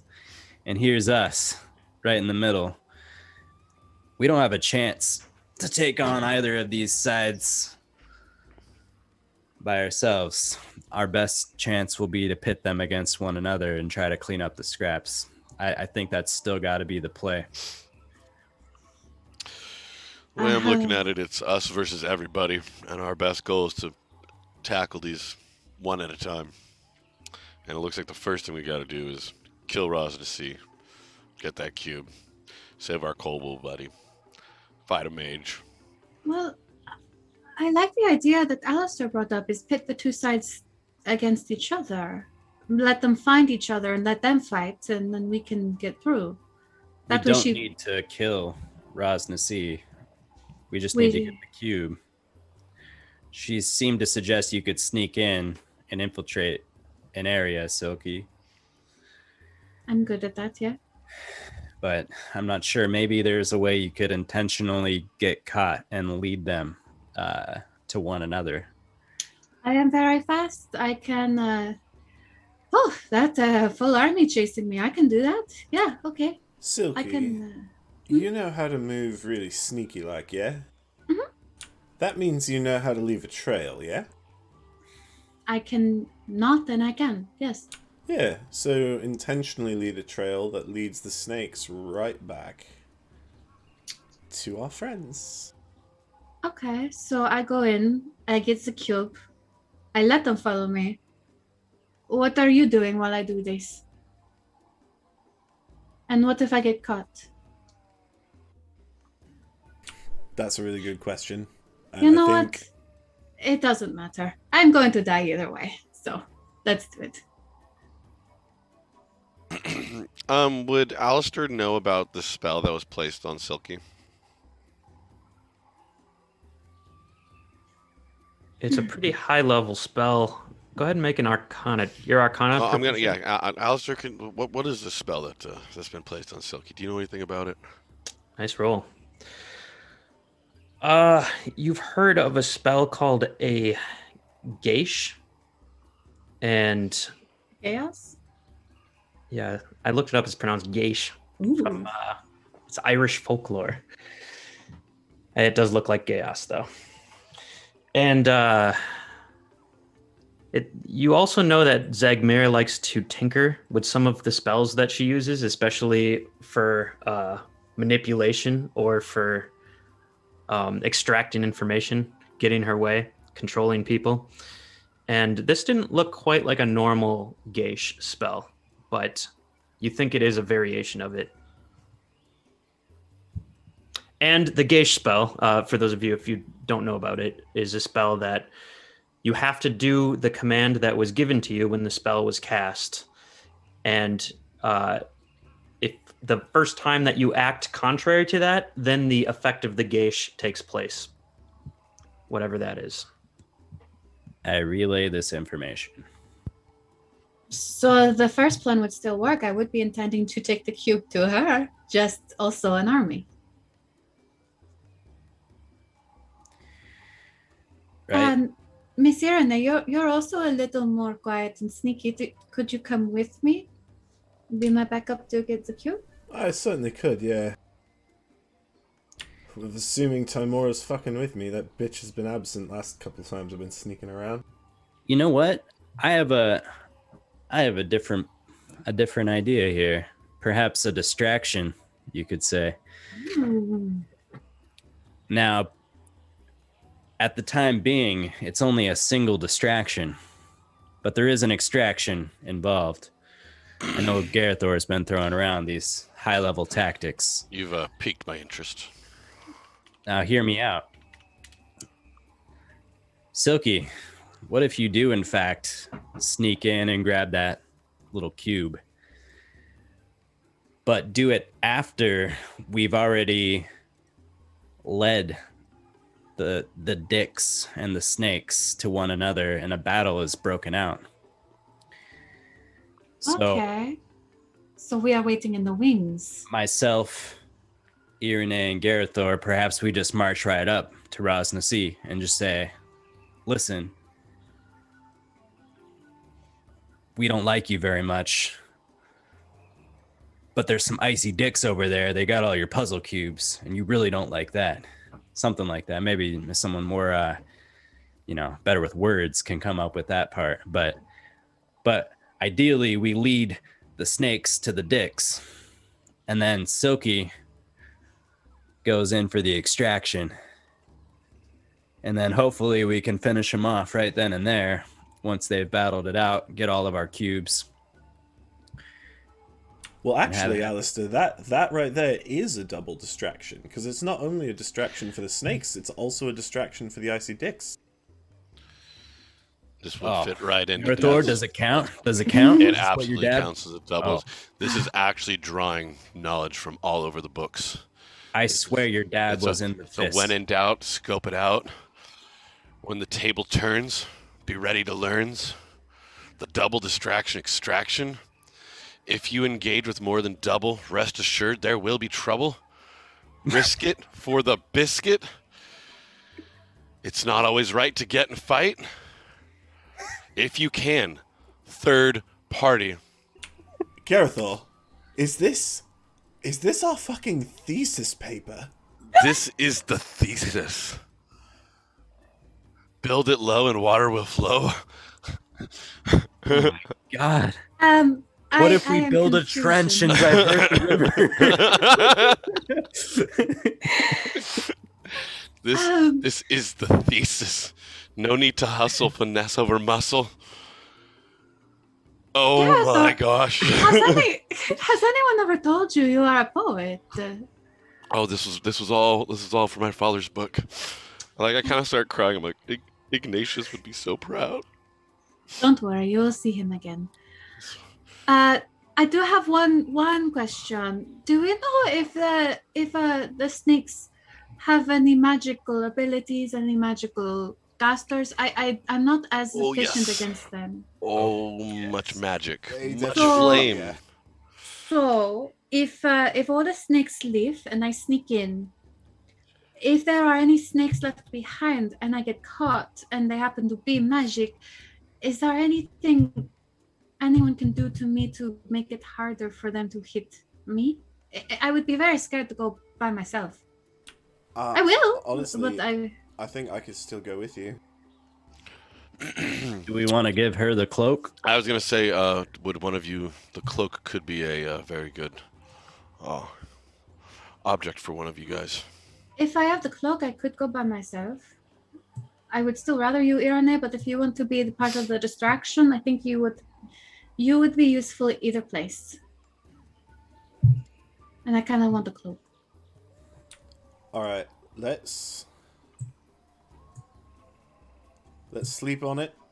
We can finalize this plan in the morning. I think we've got a really good basis here. But it's been a very fucking long day. Do we still want to talk to the Grang? Honestly, I don't think. Okay. I don't Can't think. communicate with those frogs, man. Not yet. Hopefully, over this evening. I still won't be Alastor. able to communicate with them. I'll be able to understand them, but Oh, the learn speak language. It's Or you can- comprehend languages. Or comprehend. You can comprehend. It's not be able to speak. Okay. only understand what they're saying. Got I it. mean, they understood my pictures well enough, communication through art, but that might take longer than we have. Yeah. Okay. Well, Right. So let's assume if you want, you can repeatedly cast the dome. So if you want to cast the dome and kind of hang out and plan and then eventually lead into a long rest, let's go ahead and take a break. And when we come back, let's put a plan together and see what the Power Cats would like to do to rise to the occasion that is in front of them. So back in 5. All right. Welcome back to Tomb of Annihilation, everybody, home of the double distraction extraction. Now it is time to come up with, as one of us put it, a harebrained scheme. Is that the right term? That is absolutely the right term. thank you. And what is D&D good for? If not harebrained, absurd, ridiculous shenanigans. I That don't know rarely what go is. according to plan.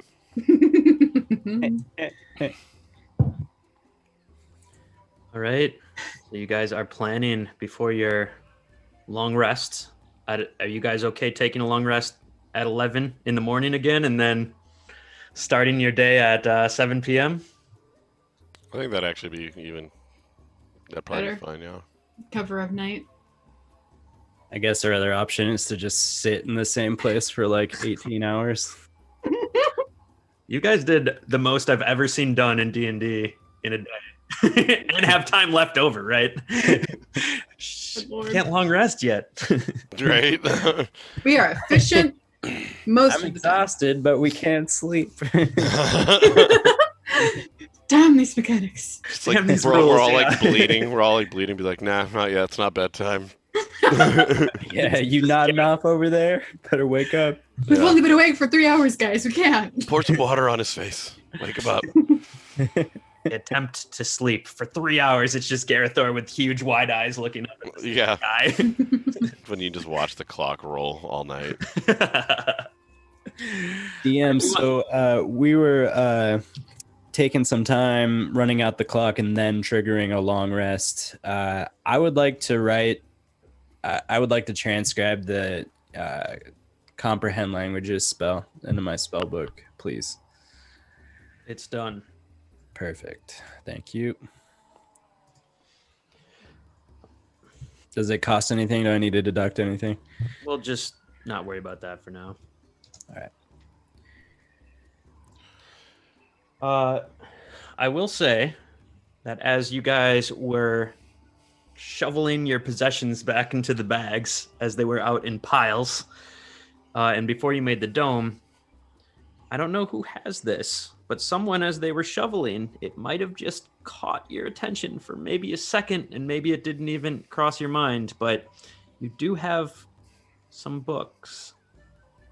Yeah, I was gonna ask if my grandpa's journal still. Sure. And I have Volos. Well, So, Your grandpa's journal would have some information about the layout of the city, but his entries were back to when it was still a functional Umoan city, like with Chultans there. So it would have nothing about the snakes, unfortunately. But Well, the research that I did, I just continued writing in the later parts of his journal. So just a one-stop shop. sure. So I would say putting together your research on some of the basics of the Yuan-Ti. But yeah, when Garathor kind of brings out this book, a Volo's Guide, and maybe you guys both open your books, there is a wealth of information. And especially Volo's Guide is extremely specific to these Yuan-Ti as well. So there's a lot of information to be gained, depending on how long you want to read. well, we got plenty of time. But I am not one for...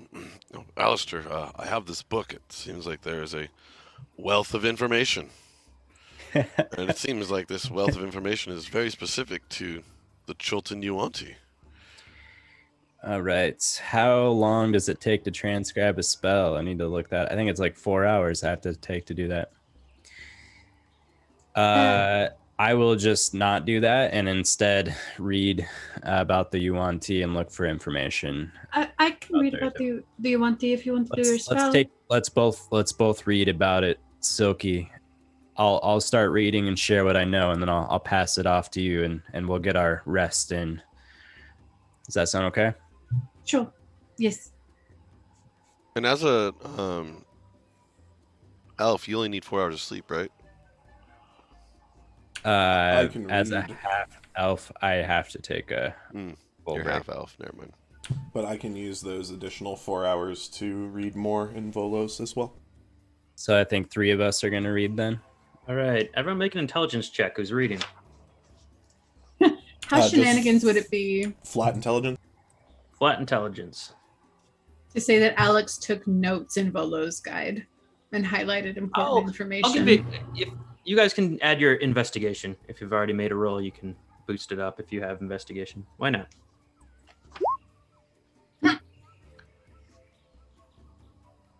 11. 11, 16, and 9? Yep. Okay. And 17. The one not reading the book. No, this is when I was finding the chapter, and I was going over it, and I assumed everyone else was smarter, but I You're just reading your dad's book. Like, this is such solid information. have a mental hard on. All Nice. right, so you're scavenging through Volo's Guide to Monsters, reading through the Yuan-Ti chapter, and you kind of you glean some information between the four of you reading this, passing it back and forth amongst the other things that you're doing before your long rest. You learn about the structure of the Yuan-Ti society, and that the more snake-like you are, the higher you are in the totem pole. And at the very bottom is called purebloods, which are humanoids. And those are pretty much just humans or humanoids, could possibly be passed off as a half-elf or a human, with just locations of scales somewhere on their body. And they're the lowest rung. And they kind of wander about the city as well. Then there's the half-snake people, which are called Malazons. They either have a snake upper body or a snake lower body, or snakes for arms sometimes as well, which is kind of ridiculous. Can't imagine a life with snakes for arms. And they are all cultic, so they all worship a snake deity. This one is specifically Dendar, the night serpent. And you know that there is some connection to psychological trauma and nightmares with Dendar, like Dendar invading people's nightmares. You know that there's so you kind of talk about the layout. There's usually sacrifices that take place. They often keep slaves. The lowest members of the society cannot speak to the upper members of society. So if there's a Malazon walking around, a half snake, the lowest purebloods can't talk to them at all. It's just like a dominating hierarchical structure, and all the power is at the top, where you assume Rosnasi would be. And yeah, that's kind of what you glean for now. Who did, or just All through all of us? four of you, yeah. Okay.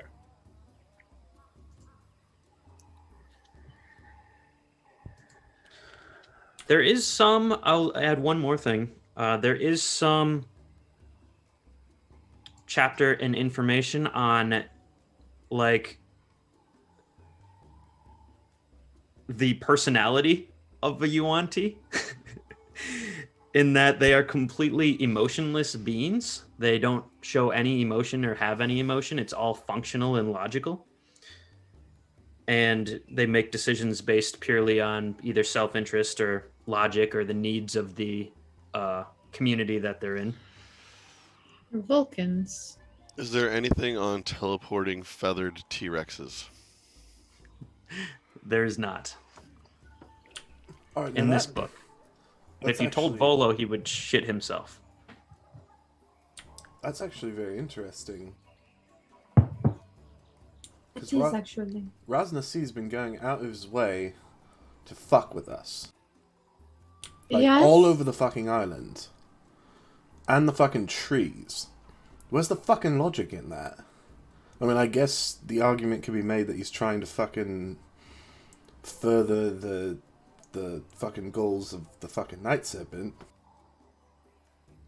In my experience, most people who have a religious followings, that is usually the thing that they do. That is the main source of their desire. So that would make sense. Yeah, but like, why attack us with a zombie T-Rex? Wait, what? He did what? Oh yeah, we were up at what? It was Camp Victorious. Was that the place? It was Camp Refuge or something, wasn't it? Camp Righteous. Camp Camp Righteous, that's right. Yeah, and he assaulted the walls single-handedly with zombie T-Rex. And he's capable of shooting fireballs. Let's see, he stole the mask from us. A mask? Left with the Zaka. That bitch. By the way, if you find anybody by the name of Zaka, don't quite kill her, because we do have another plan for her to be carried out. You're gonna have to sit down and tell me what you've done so far someday, because holy shit, you guys. Yes, but no, Rosnasi could be the one behind this entire death curse. It certainly fits his fucking MO. I mean, Also, this. what is this artifact held by the Icy Dicks? What artifact were you speaking of? Well, I don't know very much about it, but they referred to it as Artifact 115. Ah, yes. Old Artifact 115. That's all you know. Well, it was worth sacrificing an elite squadron of the Flaming Fist to obtain it. She was able to harness the power, and you guys noticed that fucked up face, right? Oh, yes. Yeah, she didn't always look like that. Did she look young or did she look old? Yeah, which one was the like her? The old one. When I joined the Fists, I was around 18. She plucked me from obscurity to train in the magic division, and she was more youthful then. I saw her age tremendously over the next 80 years or so. And one day she turns up looking like that. Now, I do know the young woman that she resembles now looks an awfully lot like her granddaughter. Don't know what she did with this artifact, what became of her granddaughter, but she's not the woman I used to know. That's some fucked up magic. I think we got to assume that it's powerful enough to destroy us all if we mishandled it. Very clearly, then do not want the fists to get it. Okay. Well, they already have the artifact 115. Oh, they do? Well, then what are they trying to do getting into the tomb? Apparently there's another artifact and it's behind this curse. Do we have any idea what the Flaming Fists are trying to accomplish at all? Yes, they're trying to get the artifact, Silky. Where have you been in this conversation? Keep up. I'm sorry. I was a little distracted by the thing around. It's fine. Silky, quick rundown. The Fists, they want the cube so that they can go in the tomb and get the artifact. Raznasi, we don't really know what he wants. It's kind of a... If we didn't already have a name for the Fists, the Icy Dicks, we'd probably just call Raznasi the Icy Dicks, because he kind of fits that description as well. So we don't know what they want, but presumably to stop the Fists. So we have to get them to stop the Fists, and then we have to stop them. And it's all just fucked up. It's all just fucked up, Silky. Here we are. Okay. So go ahead, Sophie. I was just going to say, logistically, do we want to scout and see if we can find exactly where this obelisk is so that we know exactly where to lead the snakes?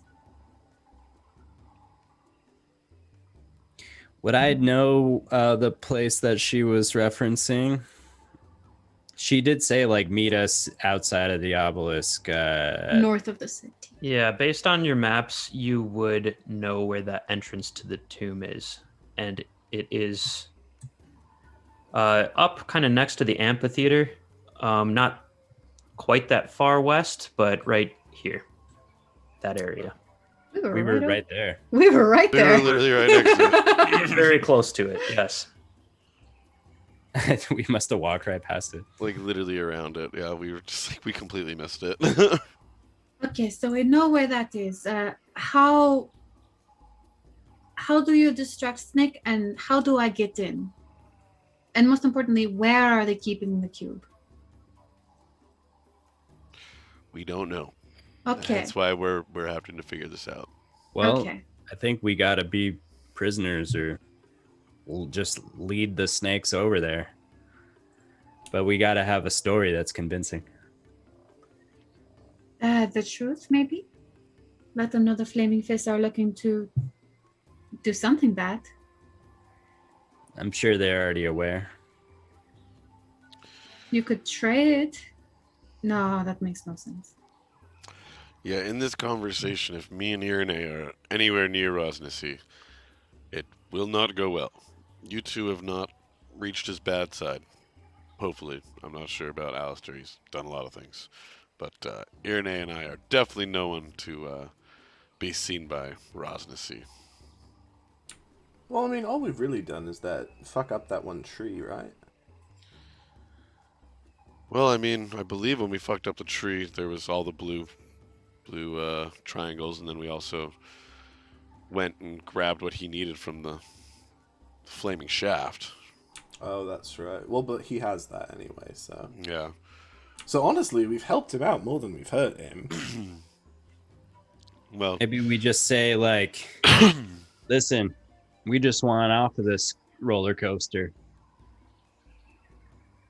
We'll show you where the fists are. They got all your cubes, and we'll just be on our way. something tells me Rosnasi is not interested in removing the death curse, though. No, but he might be interested in getting people out of his city. Logically. He wants the If cubes. Yeah. If you logically tell him you know where to get them, he might listen. It would be best for his society. Silky, I'm a master of logic, and that is sound. Silky just kind of prunes a little bit. She's kind of proud. What does Rosnasi want more than anything? I assume to bring about the return of Dendar the Night Serpent, dooming the world? I'd be, Paul is like, yeah, okay. yeah, I'd be on the side of him trying to release this god from the fiery mountains. You guys want me to disguise myself as Dendar? Ah, boy, I don't. Show up and just be like, hey, let's do this. I mean, the last time you did that, Mr. Alastor, did not end that well. See that sunshine up there? If you kill the flaming fists over there, I'm going to eat it. Well, here's the other concern is if we lead them to the entrance of wherever we need to go and they're still there, are we able to get in without getting caught? Is that thinking too far ahead? Well, that is where the mention of third partying comes in. Third partying, if you're not familiar, Silky, is when two groups are fighting, and then you, as they're fighting, just kind of slip in after everyone's weak and just finish them both off. Do we have the strength to do that? I think that's the best chances yeah. we're going to ever have. I don't know. That would be two of our enemies in one place. That is the goal. They're going to be fighting, using their spells. I So you really just- don't want to fight Zagmira, and I really don't want to fight Rosnasi, but like after they fight each other, yeah, I'll give it a crack.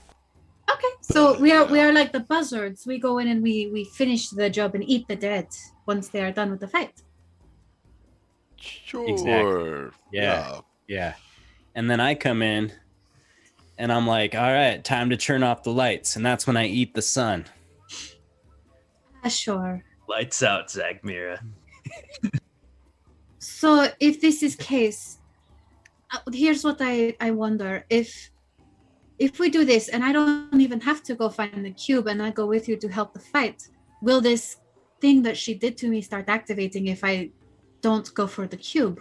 Or do I need to go for the cube no matter You what? need to go for the cube, Silky, but there's not a limitation there. You could also go for something else. Try and see if you can locate a precious artifact of Rosnasi. Try and gain some leverage. Maybe he has a son, and we could threaten to eat his son. Wait. I thought I was going in after they were leaving. You want me to go in while they're still there? No. When they're gone, you're going to have free reign of the place. Oh.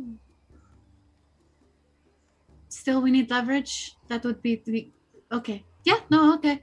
What's the hang up here, Silky? I just was a little confused. I thought he might be dead by the time I was done getting the cube, but if he's still alive, yes, we They're would gonna need be leverage. fighting. They're gonna be fighting while you get the cube, ideally. Okay. And my final question, do you want me to go by myself? Well, depends how many we need for the initial distraction. And that is the thing we need to decide what is. Yeah, your do. role is pretty clear, Silky. We need to iron out the. I'm just gonna add a little bit based on the knowledge you've gained and try to feed into the what you've read and trying to put together everything you've said so far. It seems like the snakes have been here for like 50 years, and this is their base or their point of operation. So it would need to be some very interesting or unique reason to get them to go out of their base and fight a battle. I'm not saying it's not possible, but you're kind of thinking like they're pretty happy where they are and they're dug into shit. So they, if anything, would want people to come to them, and they feel like fighting on their own turf would be like this. The system that they live in, their base is like very well guarded in the structure of it. What is their own turf specifically?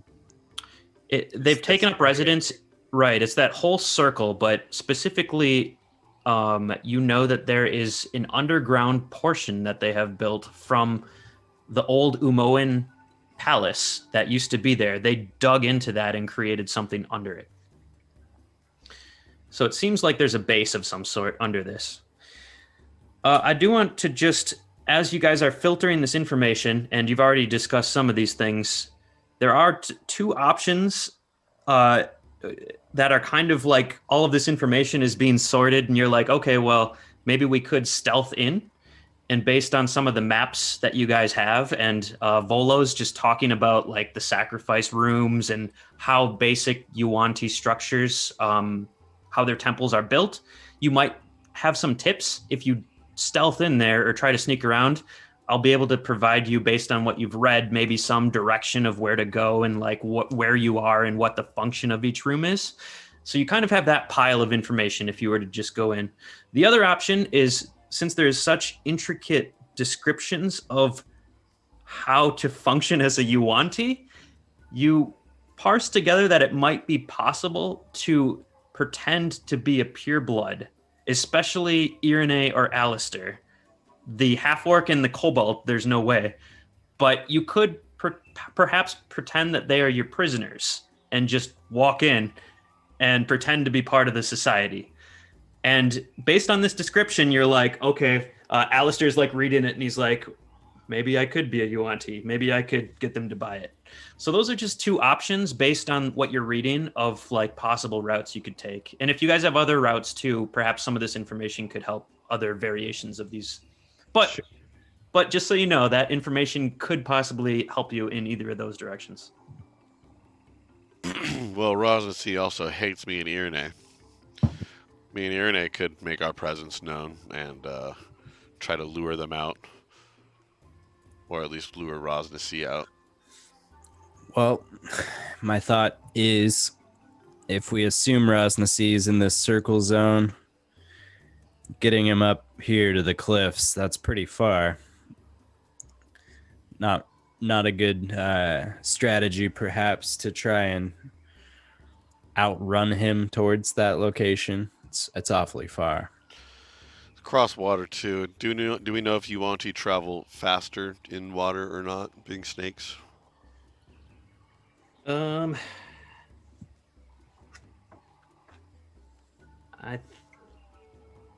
let you know in a second. Here we go. No, they don't have a swim speed, so they probably are better at it though than like a humanoid, but not extremely fast. You know, what if we light some fires, guys? Honestly, I was thinking that might not be a bad idea. You could light a fire and leave a trail of fires. Let's make a trail of fire all the way up to the where the fists are, where the icy dicks are. And while that is happening, Iranae and I can easily sneak in, especially if she pretends to be a Yuan-Ti and we get caught. She could talk her out of it, potentially. Yeah, probably. Well, I'm thinking that it's a matter of time. Who is on the tightest schedule? We Well, are. over the next Yes, sir. over the next few hours before we have to go to bed, I could because I mean we're right here, right? We're in this temple, so I could just start getting dead brush and stuff and start laying out bushes and flammable items, and then once we're ready to go, to start lighting it. I'm pretty quick.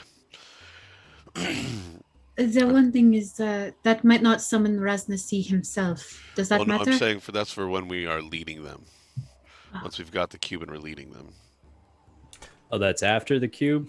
That's after the cube? Well, so alright, I've been sitting here thinking with my brain and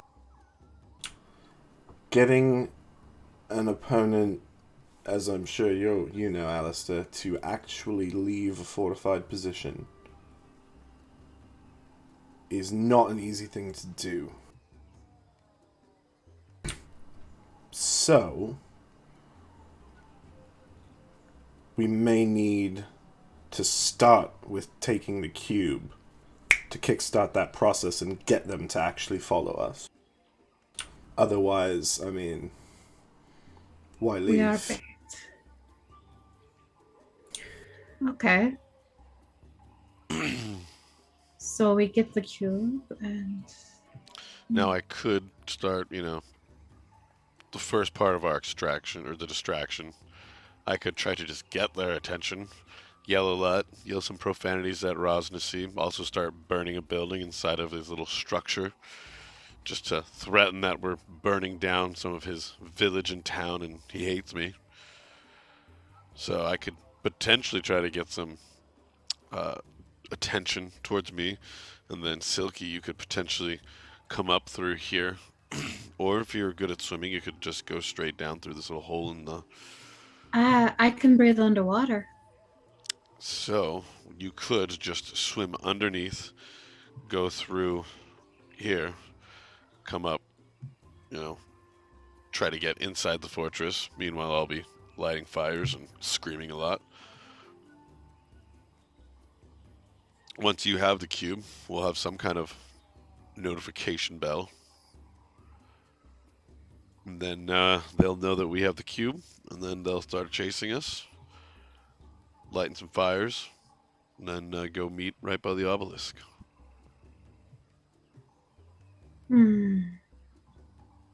Where would you light these fires?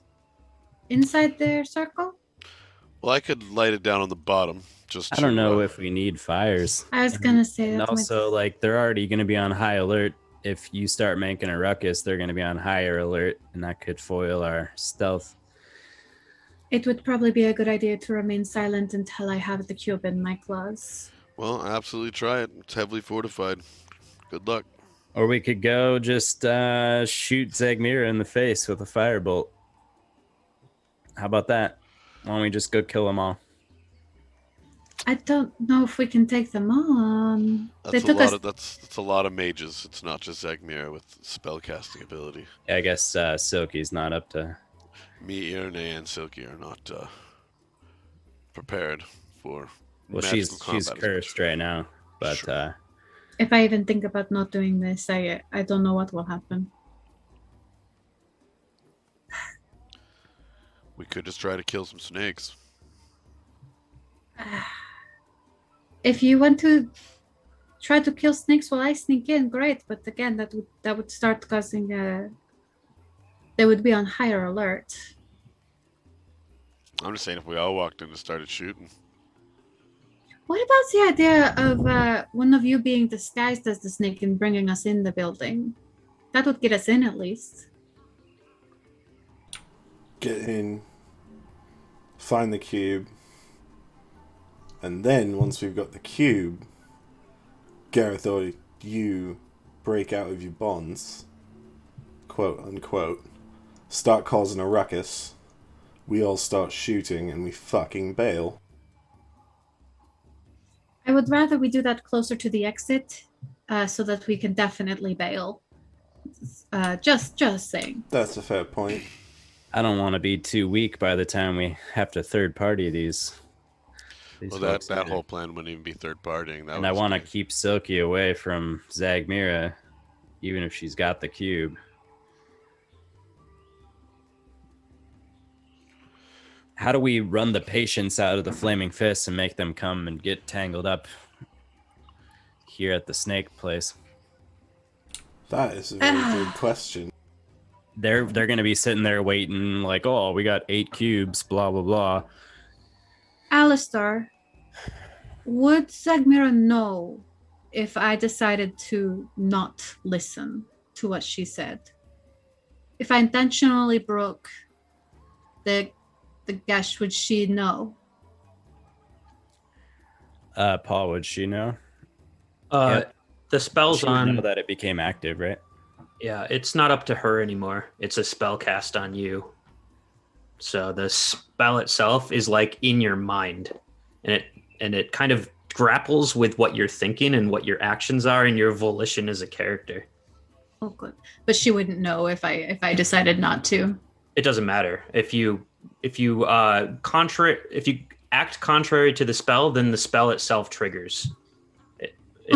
What I'm specifically curious about is if she would know if I decided not to get the cube and therefore would want to come find us. So if you triggered the consequences, would she know? Yes. No. Okay. But you'd still start getting strangled. You would know. If I tried to disarm the spell, is there a chance that it would trigger being messed with from external? You can make an Arcana check. Does my 23 learning about the spell and its capabilities earlier count for this? We'll do a separate one for this one. As to using your... Nope. Don't know how that factor would be missed with a 23.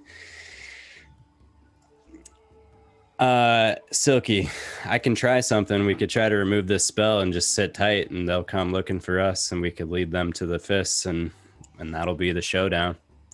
They'll be at the snake's territory, but do we want to stay stagnant for that long? Aren't we in a hurry? We still have a week or more.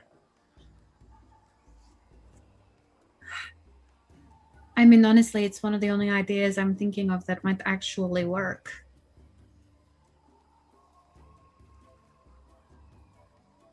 I can try and remove it.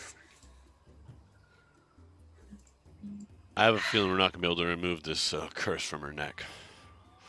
I have a strong feeling that... I mean, you can try, but... It would be costly if I failed, but... It'll be costly if Silky succumbs to that. Based on your relationship with Zagmira, she has a good knowledge of what spells you're capable of. Possibly she would cast a spell and put all of this stake on what she has just done and have some kind of a way that you could remove it, but you're pretty doubtful, I would say, just as knowing Zagmira and how she operates, that it wouldn't be a very simple... If she's like, oh, he could just dispel it easily, like that is not something Zagmira would do, just based on your knowledge of her. All right.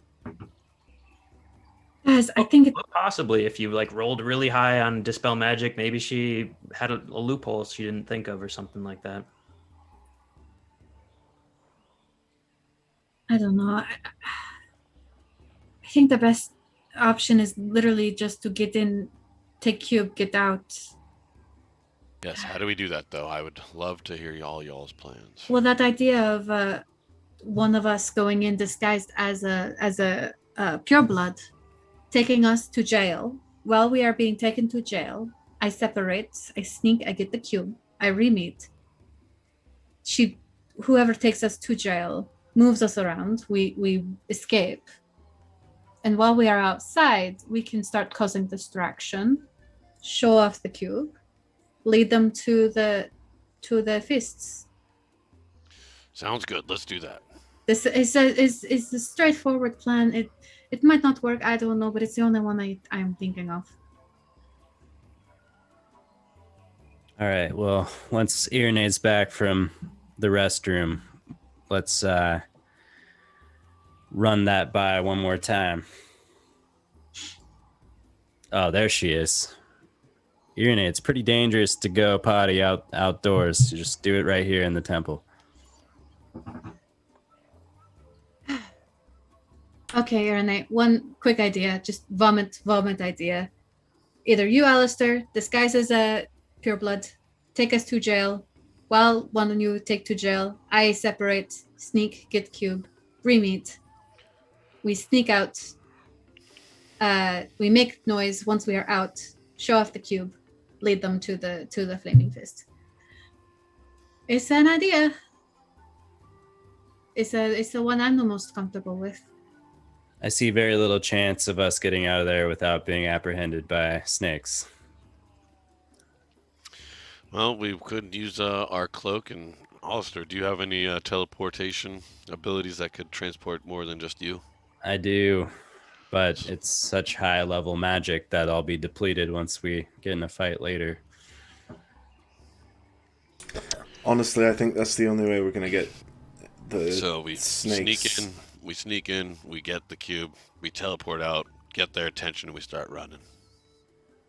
I don't think they're going to leave their area otherwise. I mean, they have no reason to even... I won't be able to teleport if we're underground. Back up to the surface. Will you be able to with your cloak? Does my cloak allow me to just teleport anywhere I want? Yep. It's like, what, 500 feet in a straight line, I believe. 500 feet, yep. So as long as you're not more than 500 feet underground. Well, we could just have someone, sneak me in as a prisoner, hack and slash, grab it, teleport. Yeah, I think the only two of us should go underground, and it should be you, Garathor, with your cloak, and one other. Well, essentially it's going to be Iranae or you, Alastor, but Alastor, I think that probably be better if it's you to disguise yourself as a pureblood. And then, Is anyone else good with disguises? I mean, I'm not terrible, but I can't do it magically. I can disguise myself as a lizard. That's not too far off, Silky. it's only a reptile, not a lizard. Lizard. Lizard. How tall is Silky? 2'6". That's a big lizard. It's a very small Yuan-Ti. Yeah, lizard. Well, Alastor, it's you and I. What do you think? Or I could take the cloak. So that you don't have to go in, Garathor. I am the sneakier of the two.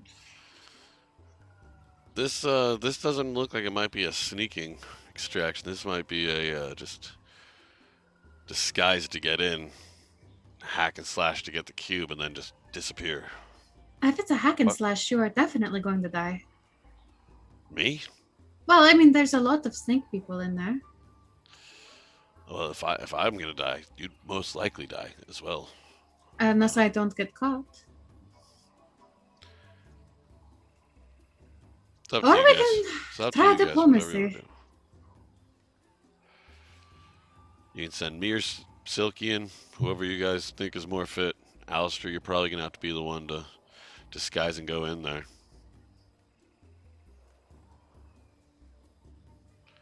I'll let you guys vote on it. Well, if I go down there, then whoever's got the cloak is taking me out with them. That's the goal. That's why only one person can go in. So it's either me or Silky, because we're going to be the best looking prisoners. We could even send Iranae, but if Rosnacy recognizes Iranae, that'll probably spark more. And if Rossi sees me, it could spark a lot more as well. And you're sure you don't want to try to talk to Rasnasi? Try diplomacy? That will not work. I'm very What can we serious. offer him? That's the question. The location of 8 cubes. It's not cube. insignificant. Actually, yeah, offer him the cubes is not a terrible thing, and it wouldn't be a lie, telling him that the flaming fists have them. But that might trigger your noose, since No. since your motivation is not to retrieve the cube. If I keep my heart set on getting the cube back, no matter what happens, it might work. Alastor, do you think that would not trigger her necktie? I think her motivation is still to retrieve the cube, ultimately, so All right. we need to get those guys out of their base and go fight the fists, or bring the fists here and get them to fight. We need them to fight. I believe that bringing the fists here would, in fact, though, make Silky's neck No, disappear. unless Silky is not a part of that aspect.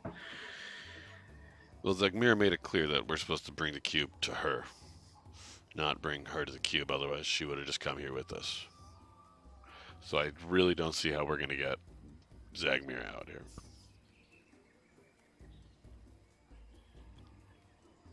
I really don't think diplomacy is an option at all with these two. Should we ask Timora? I don't like. We have so many ideas and we can't seem to decide on one, so maybe the gods can help. Garathor, does your dad have any advice for when everything looks like shit? I believe so. Let me grab his book. What do you say about that? Well, he said it's not always right to get in a fight. He said when in doubt, scope it out. We could go see, do a little investigation first. He also said obtain more info. So Actually, scoping out the snake's hideout is actually a very good idea. Yeah, I agree. Most of it's underground. Yeah, at least getting some idea of surface patrols and all that. Why don't we start there? Why don't we start with getting an idea of what it looks like on the outside?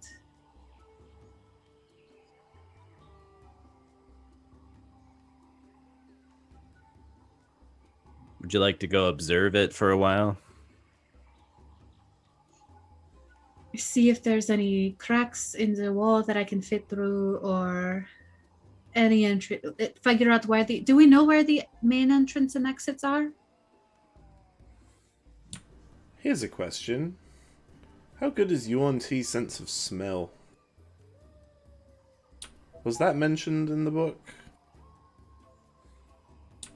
Like, they don't use scent to identify each other or anything, do they? They use their tongues. Yeah, they do that, but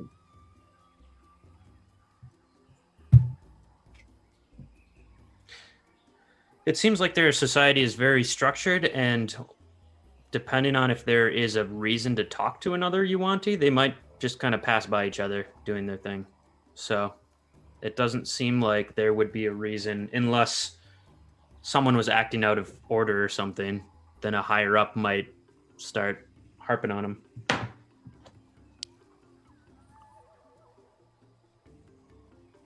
So the answer, I believe, is no to your question. They wouldn't identify. What are you thinking, Iranae? You've been doing something. I just flipped a coin. Twice. And both times, it was sneak into the place.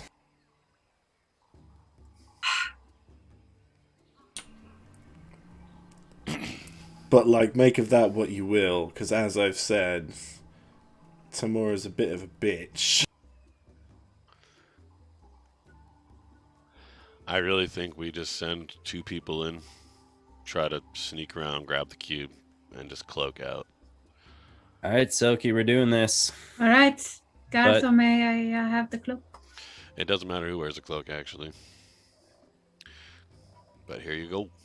Silky, Well, it would be me and Alastor, right? Yep. So one of you two has it. Doesn't matter.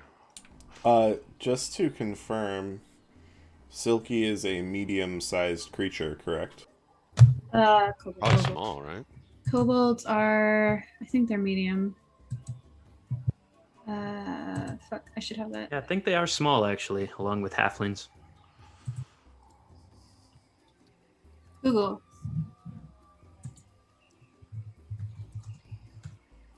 Because it would have to be Alastor. Small humanoid. Yep, then it would have to be Alastor wearing the cloak. Oh, okay. Because Dimension It's Door very can bring one humanoid of the same size or smaller than yourself.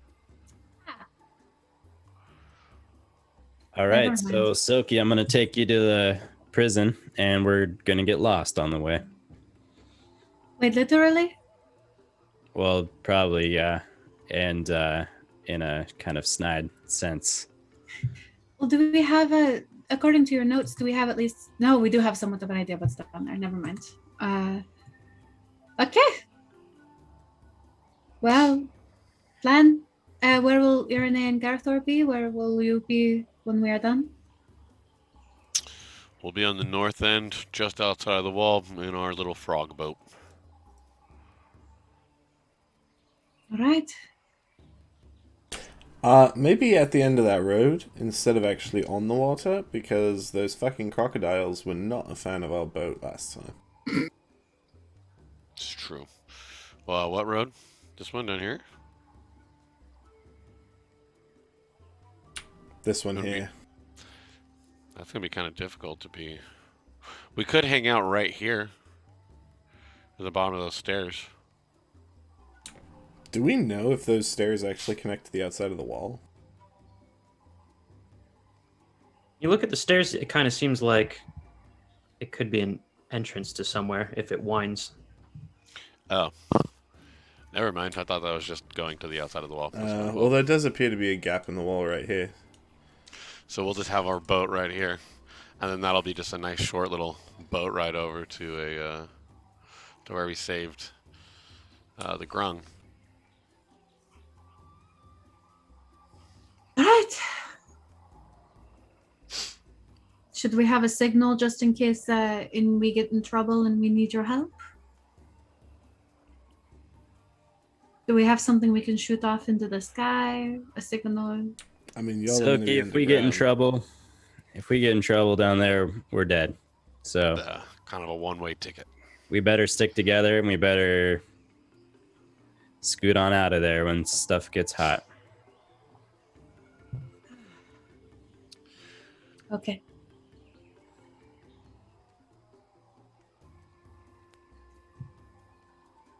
Because, I mean, that at least gives us a but chance. it would use a lot of magic from Alastor to get two people out, and he can't just teleport 500 feet away, just like Wait, the cloak can. Don't you have Thunderstep? I have to see the location that I teleport Got to. it. He can't just teleport out like the cloak can. The cloak can just teleport you, whereas where he has to see where he's going. So it's really you two. Best of luck down there. I believe in you.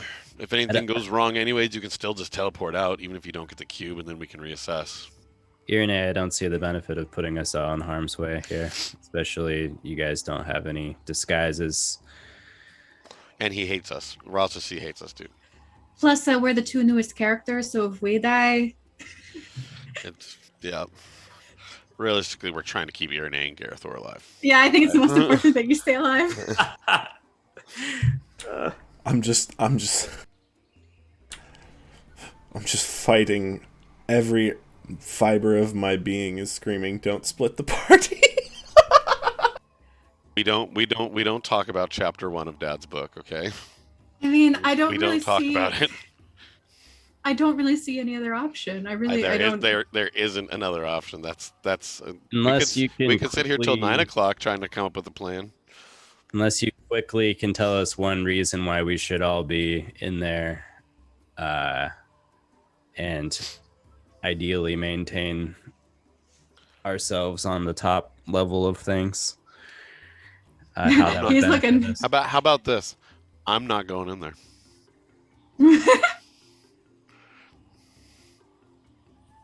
All right.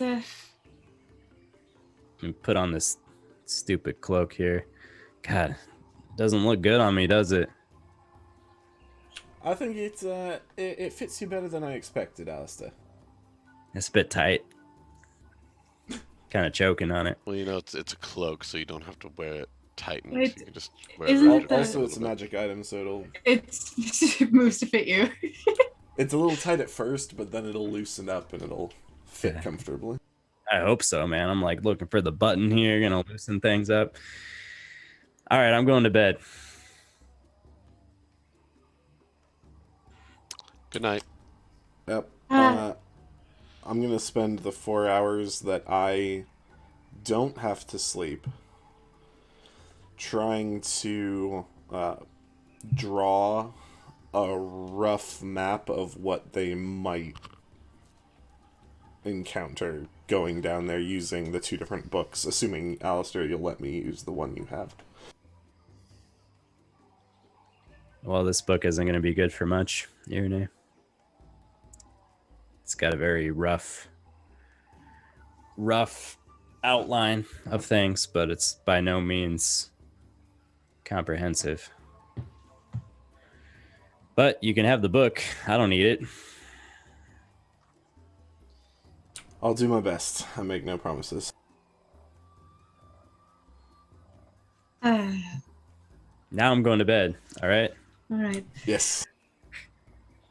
While the other two are going to bed, I want to go up to Iranae, and I want to take off my mask, and I want to give it to her. If I don't come back, and you cannot get my body, I would like you to take this and destroy it. Either in the fire or with magic. But when you destroy it, I want you to think of me, okay? I can do that. Okay. And talk to Timora. Maybe she'll take me in. I'll put in a good word. Thank you. If you don't get my body back, then you can have fun. But All right. You guys bed down and rest for 8 hours in the dome, uneventful. And as the dome starts to look like it's about to fade, it is 7 o'clock at night. Some of the crickets start to chirp, the evening critters and insects. And it is getting more and more quiet in Omu.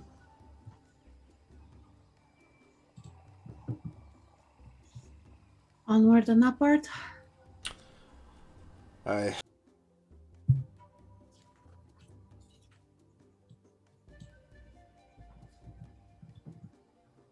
anyone have any manacles that he can put around me for the illusional aspect?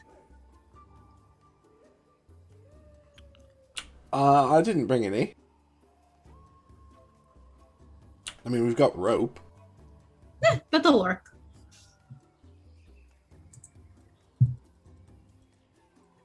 No manacles. Sorry. It's okay. That's okay. We can just use rope.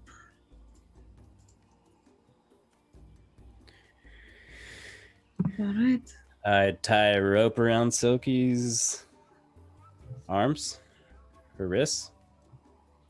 I pause. Guys are going to take your boat over to this area here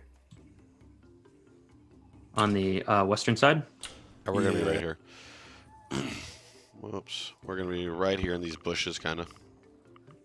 All right. Uneventfully, your boat, you start to row, heading south. Quietly, you see the wall, the curved wall of the outer side of the fortress. Follow that and park your boat on shore and make your way over to the bushes.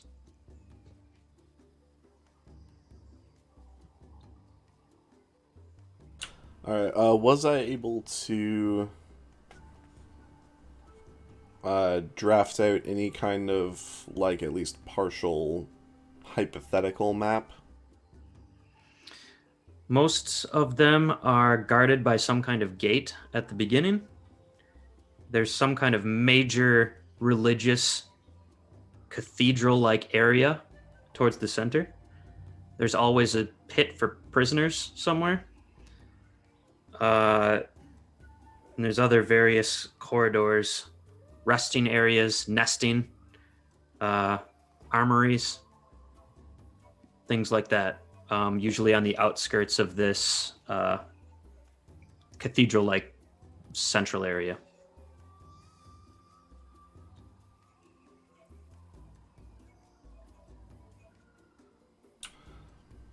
All right. I cast disguise self. I suppose I've seen several different like ranking snake folks by this time. I just choose one at random. Do you want to be a pureblood? I don't know if you can be a Malaison. You have to be humanoid. Someone that has authority, which would be a pureblood, right? Don't you want to be like one of the lower ones that no one's gonna look at, no one's gonna talk Purebloods to? were the lowest. Yeah, Purebloods are the lowest.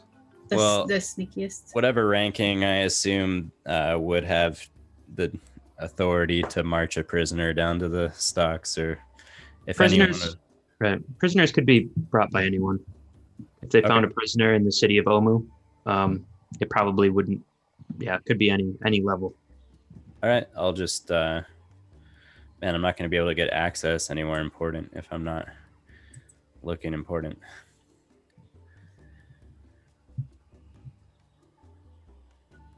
I'm not sure if disguise self will let you be able to appear. It says you can't change your body type, so I think you're gonna have to go with pureblood. All right. A better And spell. just to be clear, that's one of the more ranking officers, right? That's the lowest. A pureblood? Mm-hmm. Purebloods are the ones that look like just like Humans? humans or elves. They look like humans with just a few scales. Azaka was a pureblood. You couldn't even tell that she was a Yuanti. Okay. But And hopefully it'll seen- keep you undercover and not. I've seen some of corrupt. them, so I need to look like somebody that would be recognized. Yeah, if you put scales or some kind of snake-like feature, a tongue, a snake tongue, or some whatever you want, that will distinguish you as a pureblood. I mean, are there so many of these purebloods that like random people come in and talk with officers and they're like, "Oh, I've never seen you in my life," even though we've lived here for 50 years together? That is true. You don't know how many Yuanti are in this one, but it seems like there's quite a few, like maybe over 50 in the city or more. And also, they have a ritual that turns slaves into Yuanti, so they are constantly adding new people. And sometimes higher ranks usually don't even give a crap like about purebloods and what they're doing, or anyone lower than anyone else. They don't really care about. Okay, cool. So it's possible, is all I'm Random pureblood number 35 with scales on my face and a forked tongue. Okay. All right, and I also cast Mage Armor. All right. You guys heading in? Here we go in. I let him guide me. All right. So Silky's tied up, and Alastor, disguised self as a pureblood, is going to start going down the steps. I'd like to think that the rope around Silky's wrists is like comically large. And so like she could actually just slip out at any point. It's really not very secure. Sure. You could tie a knot, probably. And Silky is very dexterous, so that's totally possible. Perfect. I kick Silky in the back. Yeah. Oh, Stop being so slow. I'm sorry. I don't. I'm sorry, Silky. I'm sorry. I'm just getting into character here. No, I know. Me too. I don't know how to really do this role playing stuff very much. I Don't mean, have I much think experience.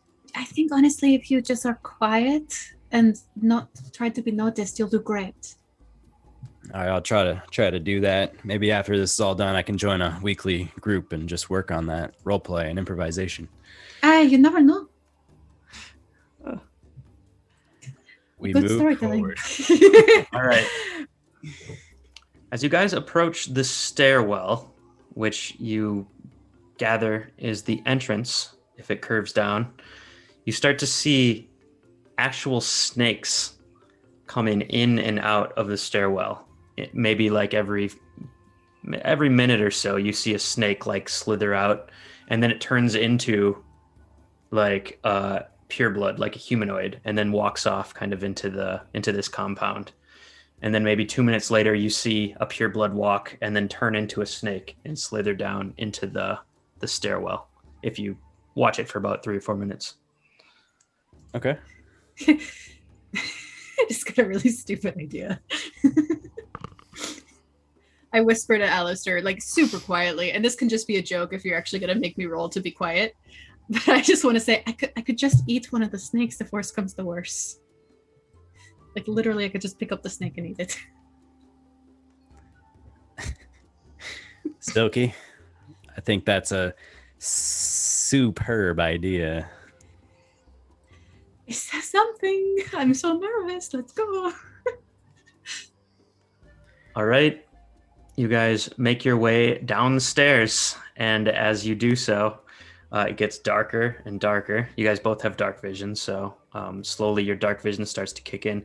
You get to the bottom of the stairs, you meet just flat concrete, and it turns quickly in almost a U and starts facing back towards the center of the city. And about 30 or 40 feet in front of you, you see just a giant concrete wall. And it has like a slit in the middle of it. From the research we did last night, we wouldn't know exactly what this is. Not really, but you've seen snakes going down there and they go somewhere. I follow the snakes. After about a minute or two, you see a snake come and slither by you. And it goes, and you see a hole in the concrete towards the bottom. And it kind of slithers into this little hole in the concrete door. Is that not good? All of a sudden, one snake slithers out of the concrete hole. And it kind of stops and looks up at you guys. Looks back down and keeps slithering. We might need to try to find another way, because I don't think any of us are fitting through that hole. Yeah, I'm definitely not fitting in that hole, Silky. I'm not fitting in many holes. I Uh, mean, I can't fit in the hole, right? As a small creature, there's just no way. It's like this big. Yeah, no. Okay. Well, shit. I guess we could cover the hole. That'd be pretty funny. That would be funny, but it might cause a ruckus. I think we might...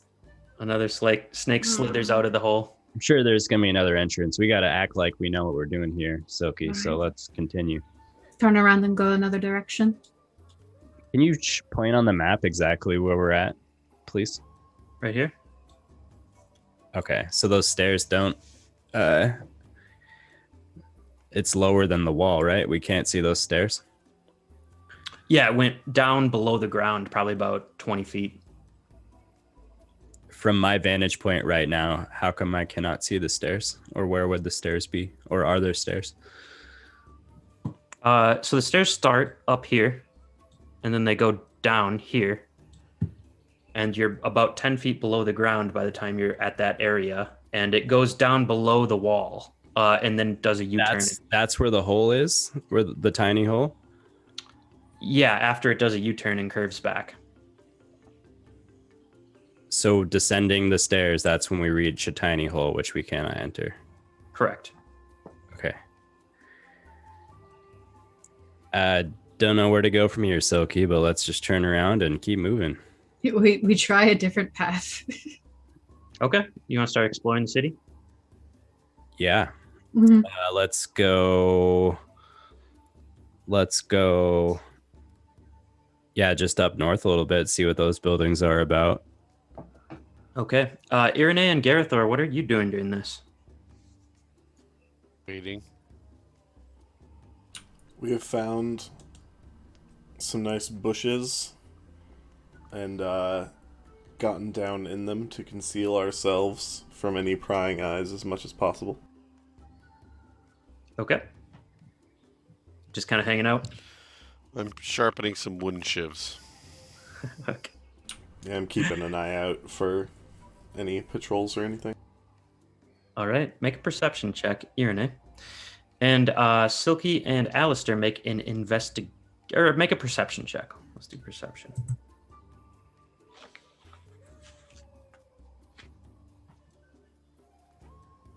Nice. Okay.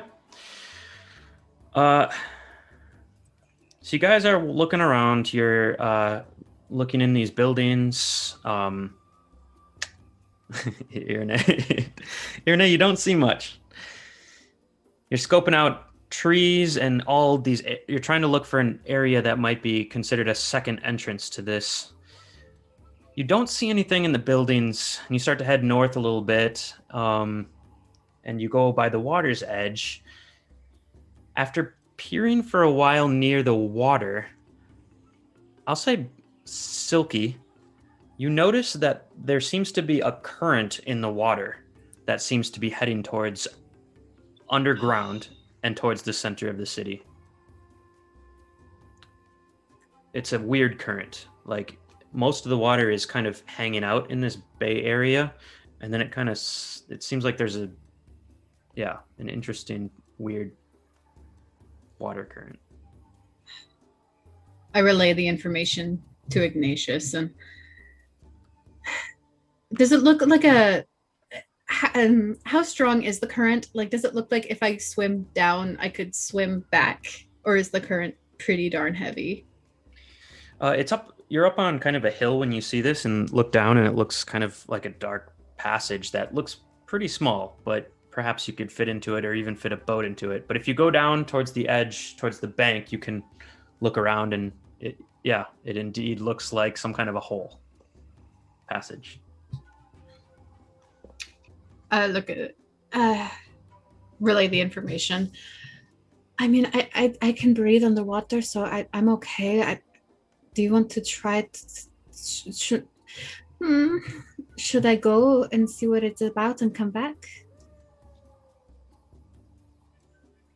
Well, I guess there's no harm for me hanging up here above ground. I like what you called me, by the way. You sort of mispronounced it, though. I think it's good we have some cover, though. It's actually pronounced Ignatius. Ah, damn it. Sorry. Yeah, you gotta, I didn't even notice. I'm so you gotta nervous. keep the S going, because we are undercover here, Silky. Sorry, Ignatius. Okay. Silky, just go for it. Yeah, just go for it. Do you want this cloak? Will you be okay? I can get out if I stand up here. Okay. I think it takes an hour to attune to the cloak, unfortunately. Damn it.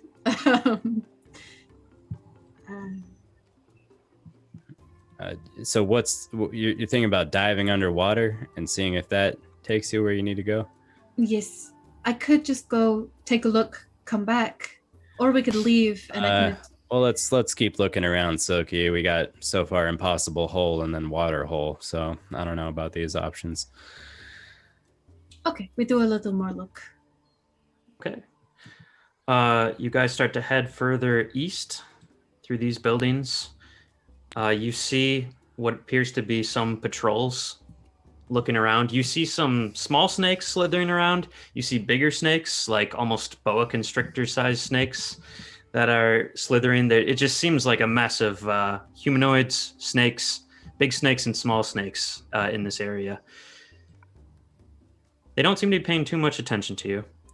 But as you go further east and you kind of scope out these buildings and look anywhere there could be hidden passages, you're not really finding anything else, at least in, I'll say, out of the whole northern hemisphere that you're looking at right now. It just seems that you found those two entrances so far. Perhaps there could be more to the south, though. Check out the south. Sure. Okay. Quick glance to the south. Okay. You guys head further south. Go ahead and make another perception check for this area.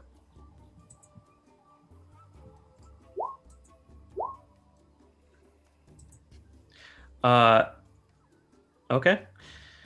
You guys are scoping out buildings. You're able to avoid most of the patrols and not draw much attention to yourself just by kind of standing still when one's walking by and then going past them. After looking for about 10, 20 minutes in this area, eventually down here,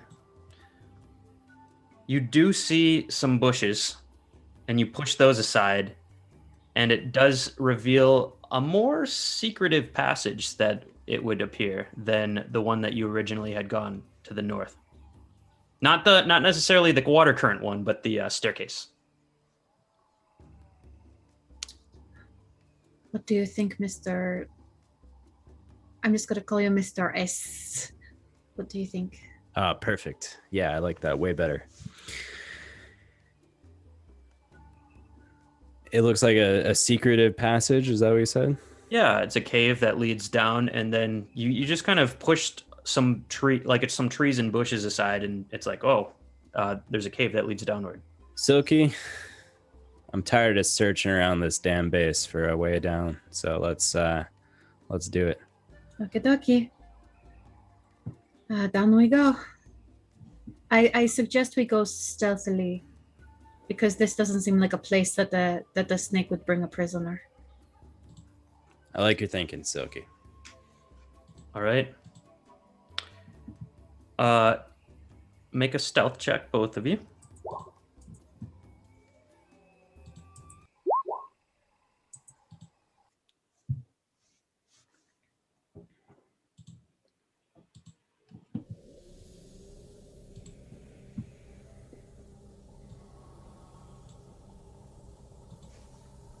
Oh god, a map change.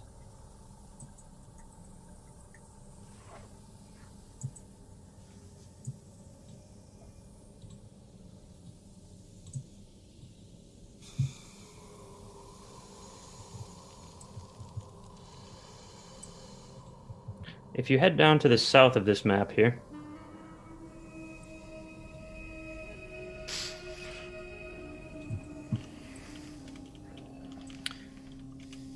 it appears that you guys have gone from underground, or you went further and further, about 10 feet to 15 feet underground, kind of in a winding switchback passage.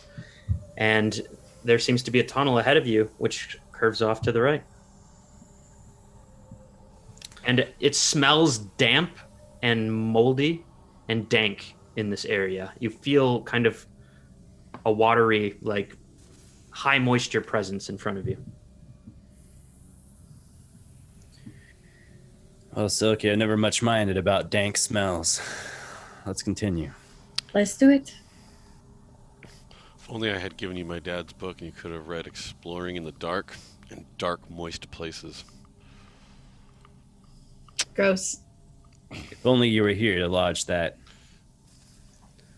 idea. I cast Whisper. All right. But it's Barbarian, so it's actually not Whisper, it's Scream.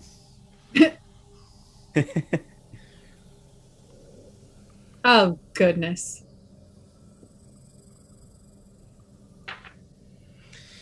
An underground river opens before you.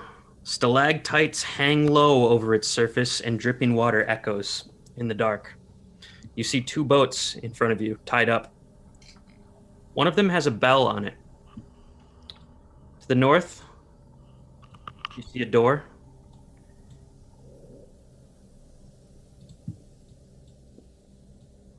You guys make your way over, and it seems like there's further passages to the west.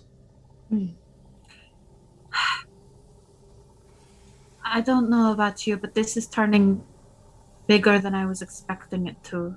I was not expecting an underground boat. They've got an entire fortress underground, Silky. What were you expecting? I don't know. Well, let's find a jail, Silky. Keep your eyes open.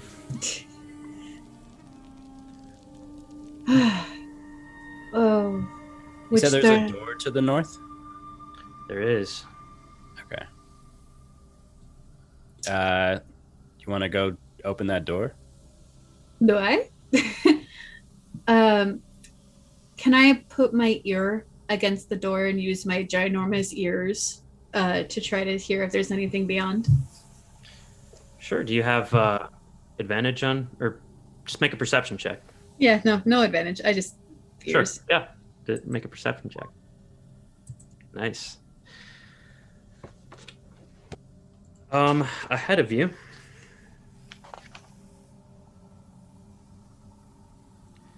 you listen for a while.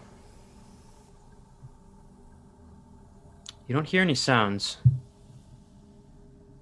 But then all of a sudden, you hear the sound of glass, like tipping over, like a vial, and it kind of roll along the floor. And you hear a little bit of scattered footprints. I move back. There's definitely something on the other side of the door. What'd you hear? A glass fall and footprints. It sounded like a vial of some kind. I think there is something. We might not want to go that way. Let's go the other way. Okay. Do you want to take a boat or do you want to stick to the land? I think the boat is... Oh, didn't think about that. Left way, yes. I thought the boat was just if we were to come from that other entrance where we would end up. Where the current was. Oh, that is actually a good theory. Oh, okay. Stick to the land then. Stick to the land, Silky. Let's do it. Let's do it. You guys are going Left. This way. okay. To the left. Stealthily.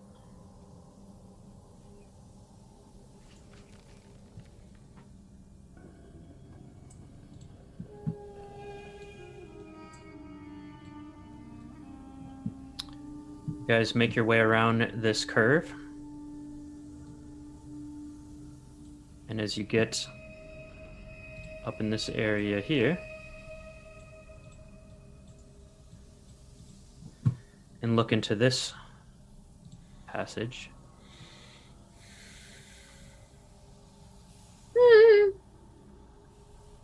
a campfire casts warm light over this area of cavern. Heaps of dead grass and palm fronds are scattered about, and the muddy floor is pitted with footprints. You see several humans with long hair, like over their face. It's almost down to their, one of them, it's down to their belly button. Another one's almost down to their knees. Just long. It looks like Cousin It. And they're digging. They're digging. You hear pickaxes and shovels as they're digging out the walls and digging out the floors. And you see several of the brood guards, which you guys... Alastor would have encountered a brood guard in their fight with the Yuan-Ti when you first arrived there. The big reptile. I'll get you a picture here.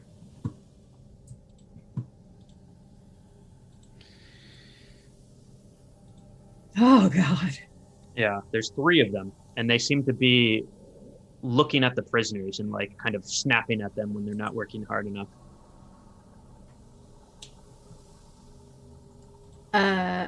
I back up. I grab Mr. S's hand and I kind of take him back around the way we came so that we are out of earshot if he comes with me. Yeah, for sure. Okay, so here is my hope. That is no, I don't think we can take that. Well, There's no way we can. The only other option is the boats then. I could just stumble on in there and be like, "Oh, damn it! Where the hell is the prison at?" You know. How convincing are you? I'm not much of an actor, to be honest. Is it a crazy? We know where this entrance is, and would it be a terrible thing to grab the other 2 and bring them down here? If it's a fight, they would be very helpful. I think we got to keep doing our infiltration, Silky. This cloak here is the only thing that This is our insurance policy. No matter how sticky things get, we can get out of here. All right, to the boats. All right, we're going to take a boat. Did you say one had a bell? One has a bell on it. Probably not the one with the bell. Probably not the one with the bell. Okay. Do you know how to sail? No, Okay. you don't? I'm proficient in land vehicles, not this one. Oh, really? Yeah. I can. It's just got a couple of paddles, like they're basic canoes, pretty much. Well, I guess I gotta row this one. Silky, you're my prisoner, so just hop in and let old Alastor take you for a boat ride. Let's do it. Do you know any songs? I know a song or two.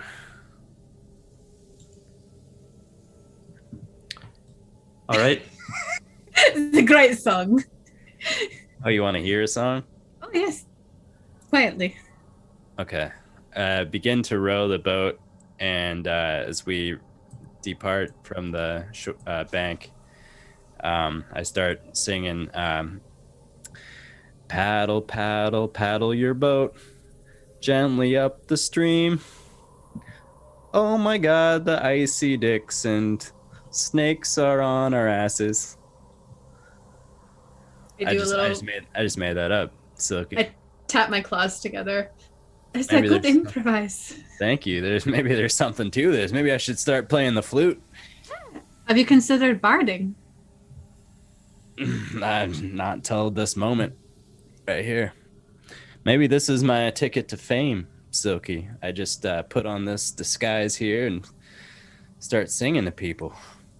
That's not a bad idea. Every time the bard presents, he looks different. Different stories. Yes, I'll never be the same bard twice. Ooh, I like it. If we get out of this alive, I will help you with this endeavor.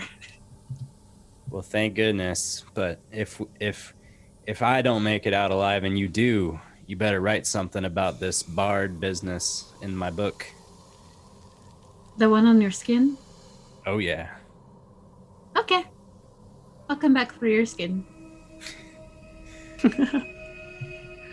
As you guys head further north, you notice that there is a shore and a cave that goes off to the east, but then the water also goes further north. Check the cave. Let's check the cave, Silky. We check the cave stealthily. I feel like I need to say that every time, but I'm sure you assume that we're being stealthy. No, go ahead and make a stealth check. Damn it.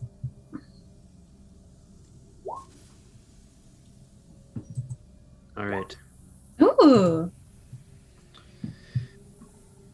So you guys are trying to, as stealthy as possible, make your way. You beach the boat a little bit and then take some steps into this cave. Alastor starts to slip, but Silky puts up her hand and kind of shows him how to take a little bit more stealthy route and covers for Alastor's mistakes. As you guys head around and weave in this corner, eventually it opens up.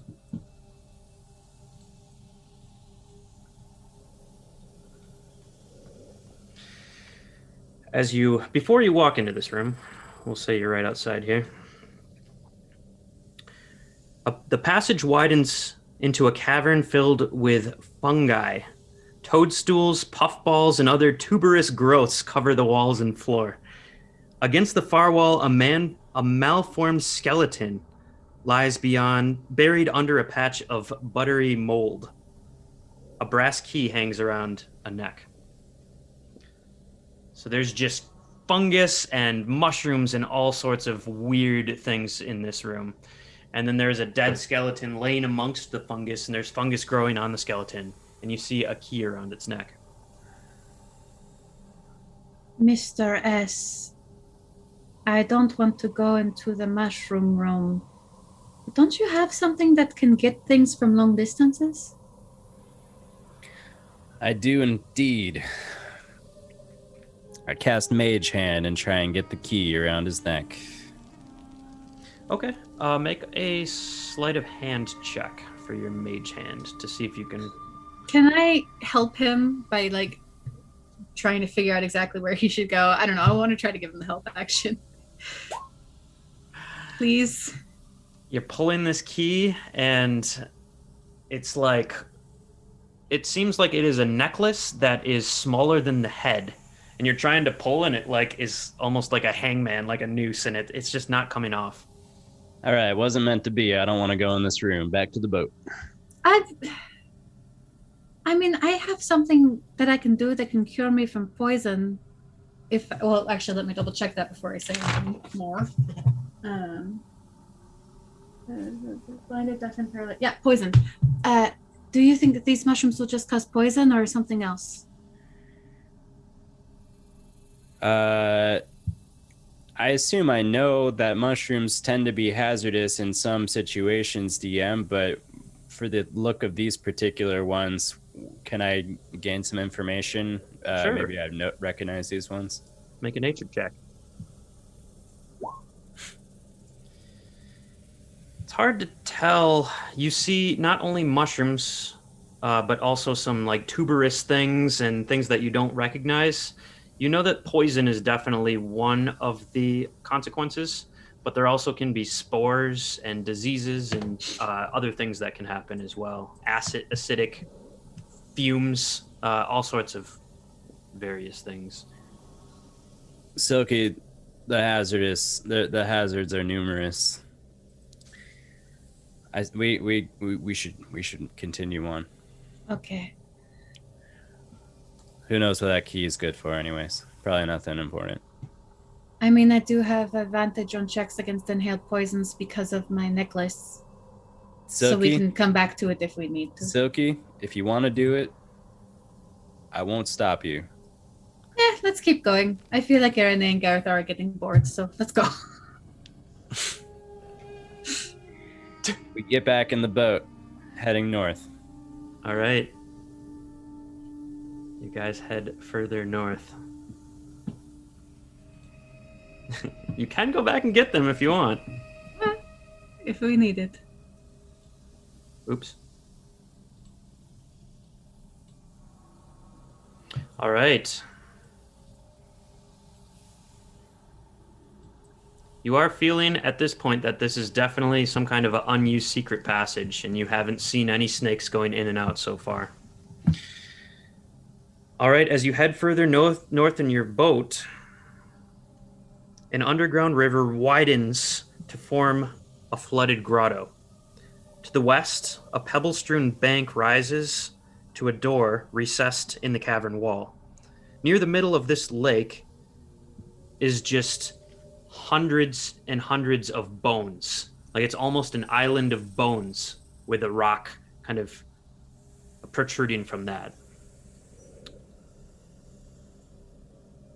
Before we row any further, can I do an investigation check and see if there's anything in the water? Perception, sure. Or investigation? Perception. Oh, actually, perception.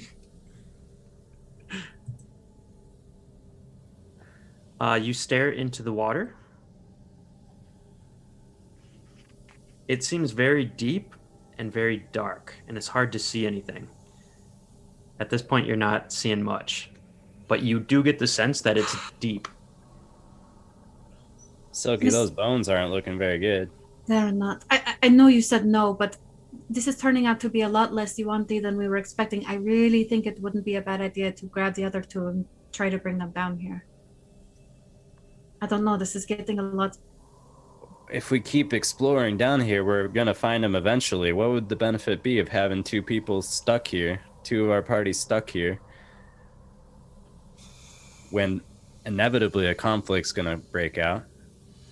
I don't know. What's the advantage? Helpfulness. They're very strong and smart, respectively. So, I don't know. I guess I'm just scared.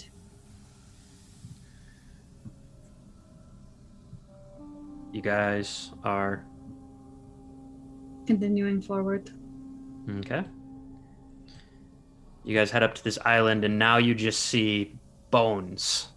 Tons of bones. And they seem to almost form a mountain going down into the water as far as you look down, Silky. probably at least like 12, 15 feet, just bones all the way down. It looks like they could actually touch the bottom and just be a giant stack of bones with this rock on top. To your west, you see a door. And you see, like, it looks like you can go further north as well by boat. Hop out, stick my ear to the door, try to hear if there's anything in there.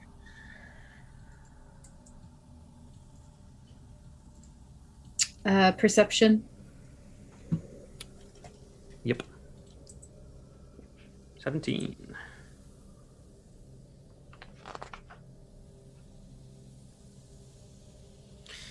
In this room, you put your ear up to the door, listen. What you see from the very small cracks on the door is steam. And you put your little kobold hand up to it, and you feel hot, moist air coming out of this room.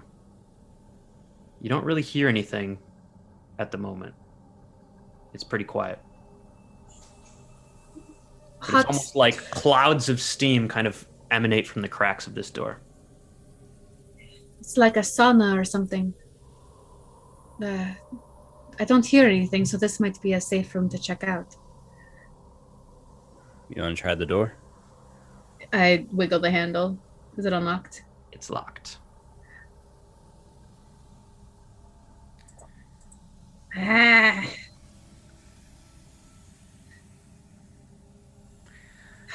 Honestly, Silky, there should be a straightforward way. I don't want to go back and fight those mushrooms. Let's keep going north on this river. If we end up going all the way out, let's just loop around and reconvene with our party. Let's keep it moving. Okie dokie. All right, you guys continue north.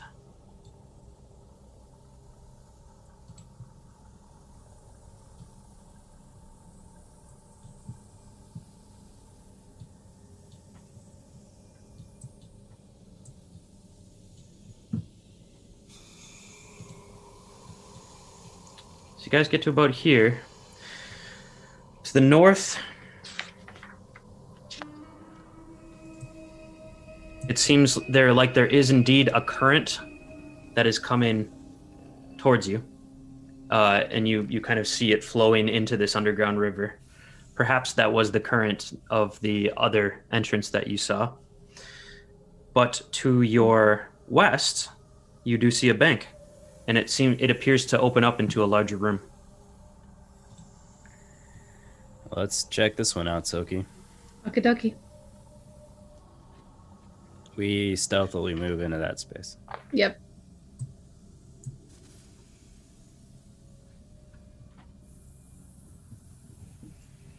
Okay.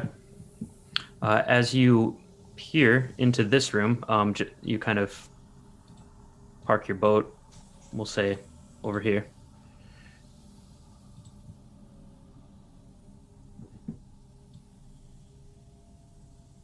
The room opens up,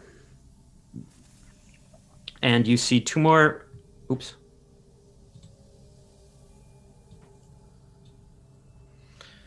You see three more brood guards, those standing two-legged reptile snake beast things. And you also see a human with scales all over his body, and he has a huge sword on his back, and he is kind of patrolling back and forth and messing with some things on the wall. You don't quite know what he's doing. But the three other ones seem to be on patrol, just like looking at the entrances, and they seem to be standing guard. Can we tell what this is right here? You have to go up to it to see it. I shouldn't have revealed that probably, but it's there. Does anything seem interesting in this room, like otherwise? I presume that you're just looking from where you are right now, but if you walk in, I'll tell you more. But the brood guards and that other person are definitely going to see you if you walk in the room. But Silky, this might be it. We have our exit strategy. It's time to see if that bard career is going to pay off. All right. I'm relying on you to get us out if this gets shitty. Okay. So I'm going to stomp loudly into the water to draw their attention. And then I'll look down at my leg and be like as if I'm mad as shit that I just stepped in the water, and just walk in. And I'm gonna hold Silky like kind of by the collar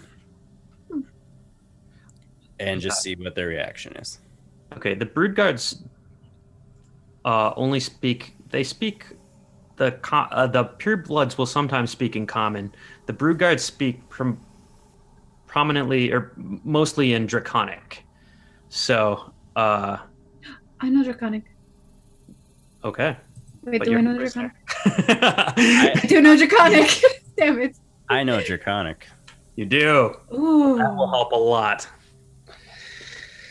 In your book, it says that they speak Draconic. So, all right.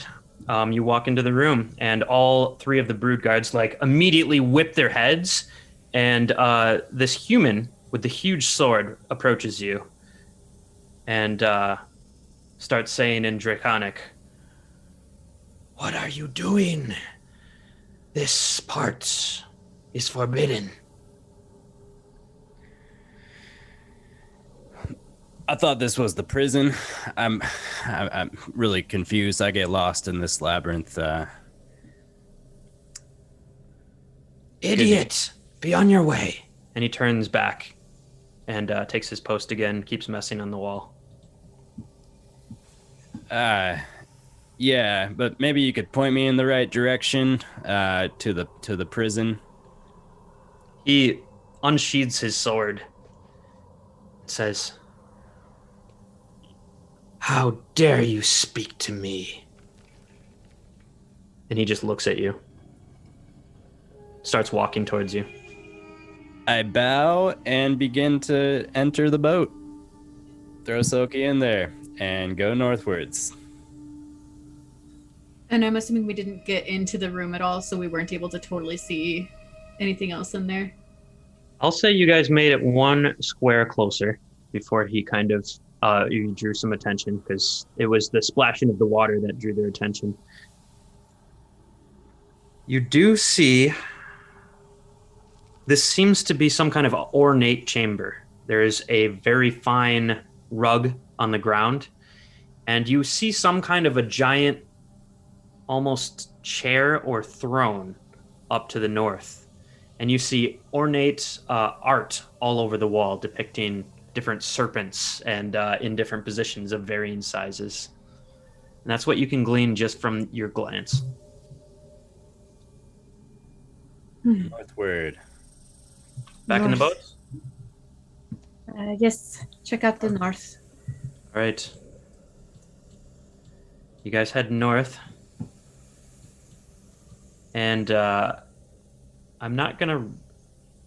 That's the kind of the end of the map, but if you continue to go north, it starts to get darker and darker. There's just some basic torchlight in the throne or the room that you were just in with the throne that was at the north. As you continue to go north, it gets dark, and then it opens up and you start to see the last wisps of sunset in the sky. And it does appear to be the place that you guys looked at before. Okay. All right. We made it all the way through.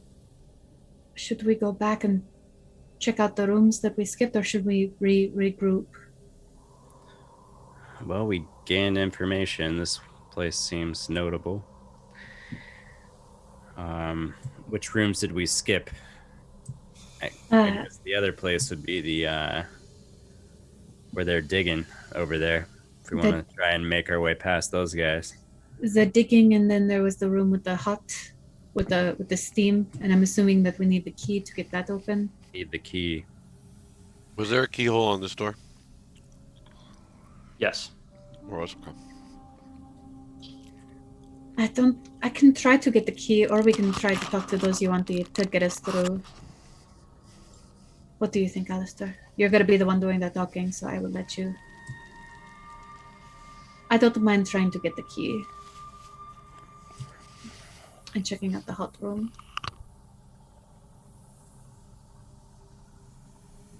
Maybe I can take one more shot with my mage hand. We can try, yes. If it comes down to it, then. All right. All right. We head south.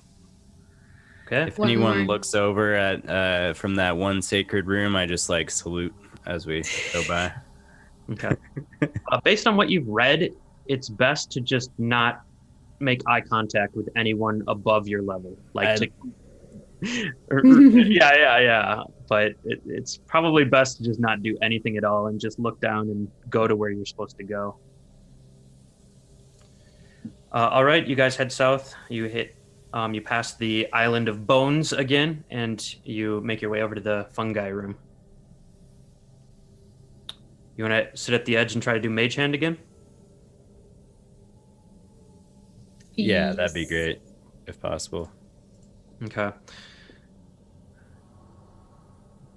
You've already tried it once, and it feels like the skull is like you can't. I'm gonna cast Firebolt directly at the damn skeleton and see if I can blow his face up and get the damn thing loose so I can pick it up with my mage hand. Okay.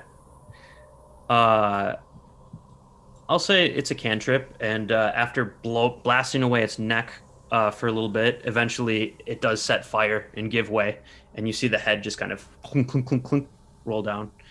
And yes, now you can go grab it with your mage hand and bring it back, retrieve it. All right, I retrieve it with my mage hand. All right. Go back to the steam room, put the key in the door. Brass key to your inventory. You head up to the north, back to where the sauna was, and try to put the key in the door. But unfortunately, it doesn't fit.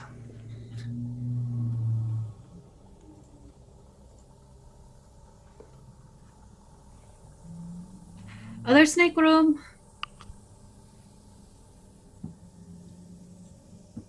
Yeah, I guess that's I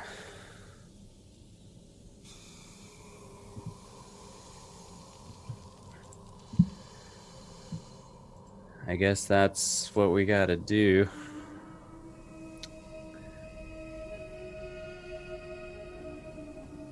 Heading south? You know, Silky, if we really wanted to get that maximum intel and that place is forbidden, I could do a shorter teleportation to the opposite side of the room, far enough to do some exploration briefly, and then teleport back, meet up with our party if you want to head out in the same way we entered this place. Okay. Yes, I would That very might much. be our highest yield for intel. What do you think? Okay, so I just head back by myself through the city to meet the friends. I think so. If I can get my hands on a cube and get out of there, I'll do it. Okay, just promise me you will not get yourself into something you can't get out of. Well, I got this cloak, and I think I kind of have a sense of our direction. Okay. You based know on what I this will. river here. What I can do is I can take the boat up north, get to the entrance, and then I can swim under the water, and go around the long way. That way, there will be nothing that can see me, and I can breathe, so I can stay under. Be sneaky. What do you think? Yeah. Okay, I will do that. Me. You be careful. I'll be something. Right now, I'm a snake. Slither away, my friend. Okay. So, Silky, you are leaving, heading back? Yep, I'm gonna do what I said and go north, and then as soon as I get out of the tunnel, swim under the water, and swim out of the Yuanti village. Okay. All right. I'll say that's safe enough. Yeah. You don't encounter any crocodiles or anything. So. Sweet. Come back to my friends. Okay. I'm going to approach this room and just keep my eyes down and walk over towards the shrine area and see if I can get a great look at it before drawing too much attention. If I can if I can time it where they're maybe like looking at something else or yeah. So you're just going to walk straight through to the hallway and kind of get a glance of the room? Yeah, I want to walk like maybe. I don't know. You said they're on patrol. Like, are they actually stationary? Like the map would indicate. Because I'd like to be maybe around here, or even like here. They seem to be stationed there, and they're just kind of quiet and looking around. All right. I will just walk in and not make eye contact and come like even right here. Okay. And just act like I belong. Okay. You see, as you're kind of looking down, you can feel a reptilian gaze like right on you as you're walking by this. But as you slowly try to take in what's in this room, shadows dance. Quickly try to take in what's in this room. Shadows dance over this opulent bedchamber. Cushions lie in one corner, and decorative shields line the other walls. Treasures are heaped around in this room. Gold and silver coins, a gilded harp, a jeweled wine flask, pillows of silk, and fine clothes draped over wooden mannequins. To the east, an engraved stone disc is set on the floor of the alcove. To the west, a rectangular steel plate mounted on the wall is polished to a mirror-like sheen.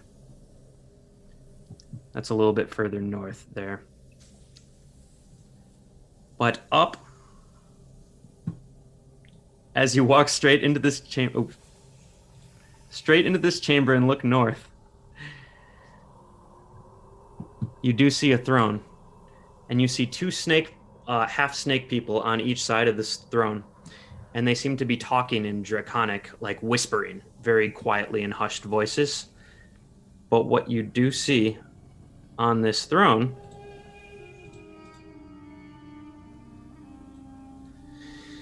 is someone that I guess you wouldn't recognize, but looks like a person of royalty.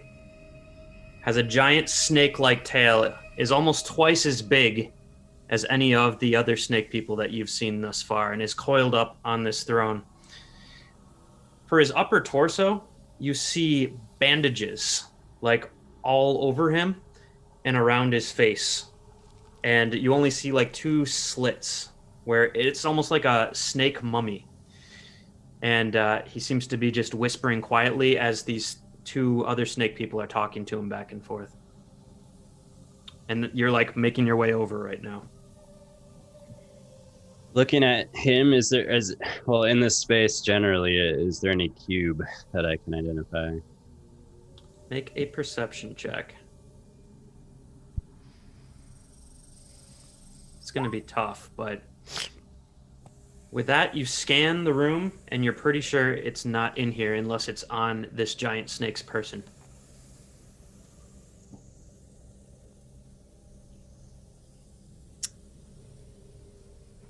I haven't been noticed yet. I'm assuming that you're kind of walking slowly through this room towards the western corridor. But if you want to stop, you can. But it'll probably draw more attention. Let's get you...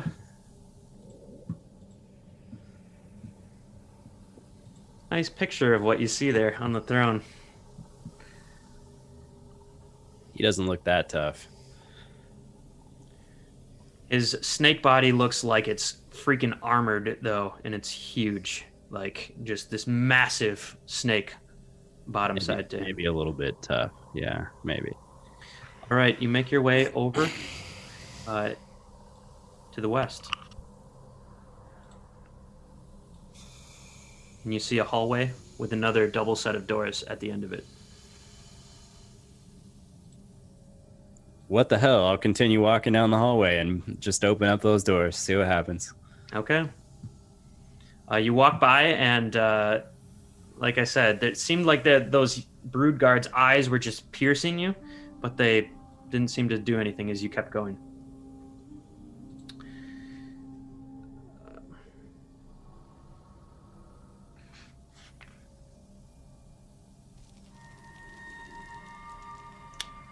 All right. The doors appear to be unlocked, and you can just push them open. It's two, like, solid concrete doors. I do it. All right.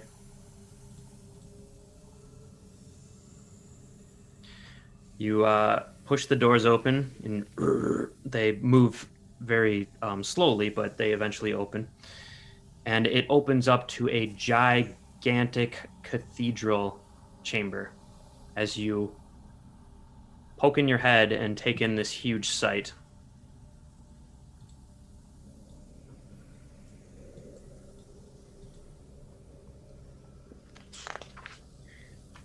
Is there a puzzle cube in here? Make a perception check.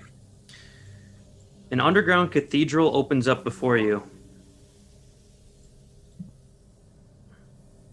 At one end, a sculptured balcony perches atop 5 rearing stone serpents. So at the north there, those 5 heads are serpents, and there's blood pouring out of their mouth, this like thick red liquid into a giant fountain pool.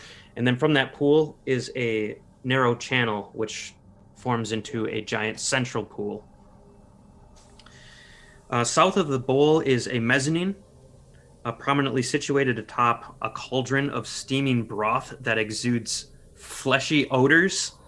That would be right here. And then to the west, a huge gong carved with snake patterns stands on the second balcony. Right here. It kind of smells like Garathor's cooking in here. Any entryways or exits in this space?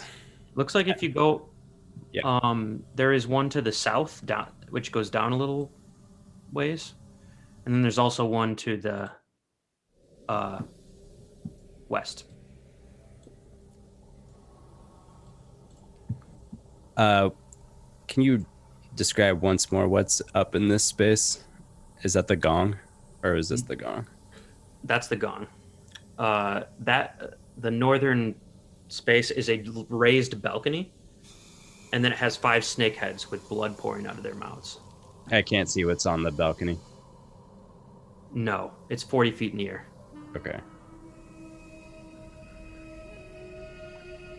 I guess I'm just gonna keep walking and taking a tour of this place if if that's on the cards. So I guess I'll go up here, go to the west more. Okay.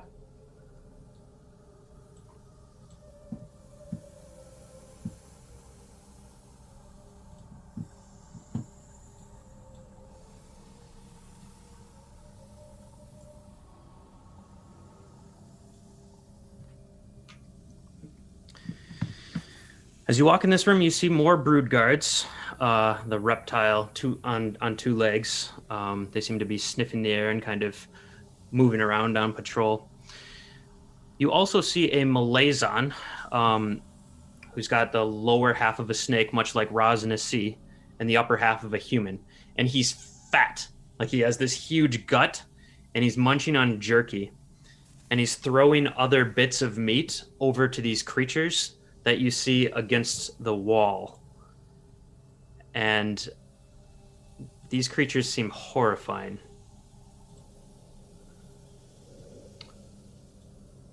It seems like they're big snake-like things, but almost like a combination of a snake and a centipede. Like they have lots of legs coming out of them, and they seem to be looking up at the air, except when the pieces of meat come, they crunch their huge jaws on it. Also, in the northwest, you see a giant honker of a triceratops, three horns, just kind of hanging out there. It's in a cage.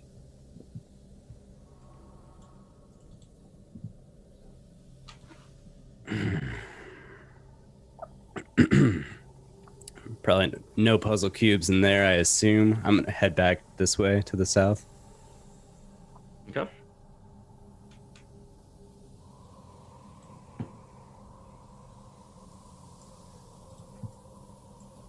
You come upon a 4-way split hallway.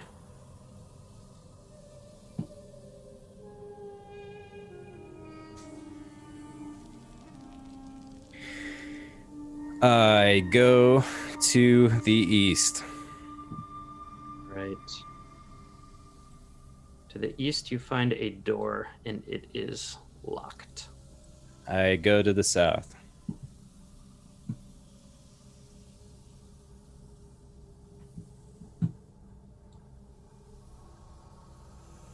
I peek my head left and right. Okay. As you go to the room to the south there, you can kind of, you're a smart guy, you can put together in your head that this might be the room that originally was locked when you were first entering this area. You see a bunch of tables and beakers and vials, and there seems to be several humanoids that are working on these vials and like pouring things and concocting things. They seem to be busy with their work.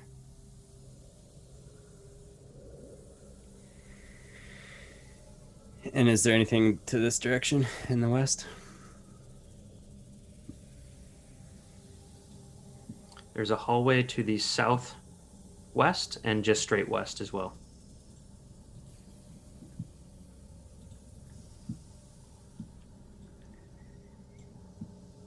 All right. I am going to walk back and go back to this room where Rosnasi is. Okay. I am going to walk to the center of the room and address Rosnasi. Okay. Well, in common or in draconic? I'm going to walk in there, and once I've got everyone's attention, I'm going to drop my disguise. All right. The humanoid takes his sword out, carefully walks up to you, inches towards you. Not so fast there, bucko. I didn't come here to talk to you. Rosnasi, I've come to deliver a message on behalf of the Flaming Fists. Zagmira says you're a coward. She's got 8 of your precious items. She wants the last one. If you're a man of honor, meet her for the final duel at the entrance to the tomb.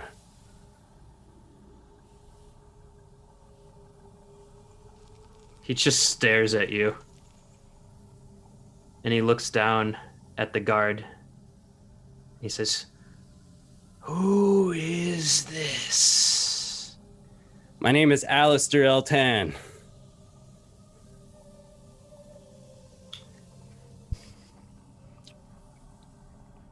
Selak, take him. And Selak starts to walk up to you. Meet her at sundown. Be there, be square. You could say be square. Make a persuasion check.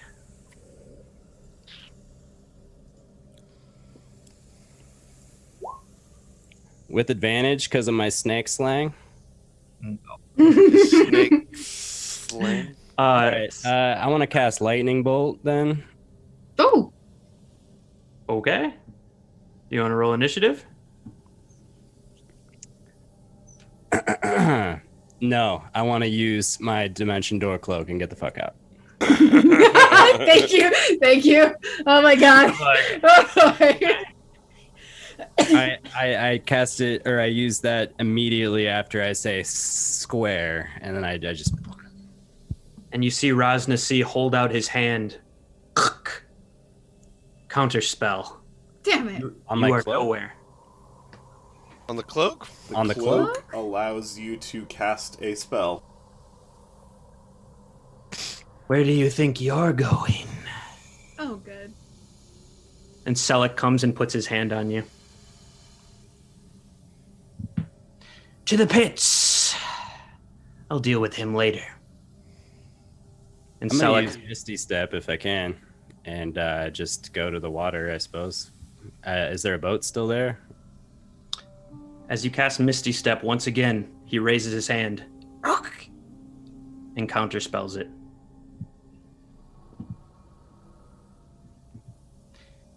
That's enough attempting to escape. I'm just the messenger here, Rosnasi. All right, you don't kill the messenger, throw the messenger in the pit. It's not how things work. Seluk is grabbing your hands at this point and holding them behind your back. God damn it!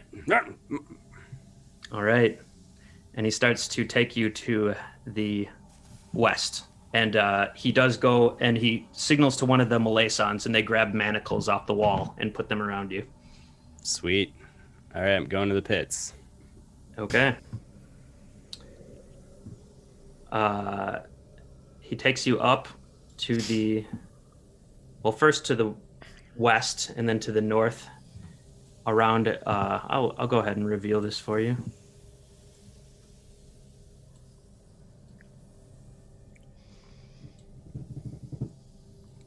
You kind of wind around and this Selleck brings you. Finally, after a couple rooms that you see with doors, he brings you to this room with here, I can read it. Muffled sobs and moans rise from the 4 pits with circular iron grates covering them. A chain hooked to each grate stretches over a pulley bolted to the ceiling, and it coils around an iron winch in a nearby wall. Iron manacles dangle from hooks on the southern wall. To the north, faintly glowing stone covers the floor in an otherwise empty alcove. Here, I'll reveal that as well. And as you enter this room, one of the Malaysons grabs the chain and starts to pull it up, and you can hear people like crying and sobbing and kind of like shielding themselves. And one of the grates is lifted off the floor, and he just pushes you down into it, and then lets the chain back down. I assume they didn't take my pack, my cloak, or my wand.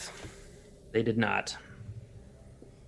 Once I'm in the pits and they go away, Well, I'm going to use Dimension Door and get out.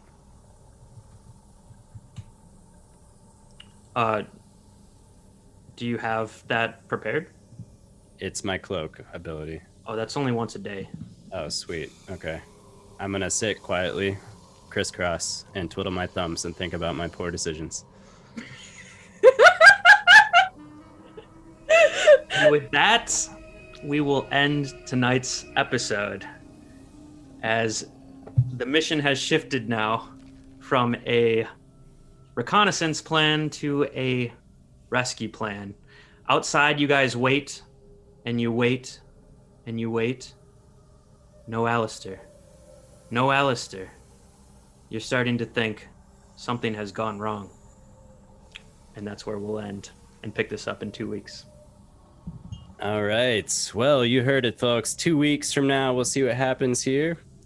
Next week, we got Curse of Strahd. Every Monday, we play here at the Emerald Dragon.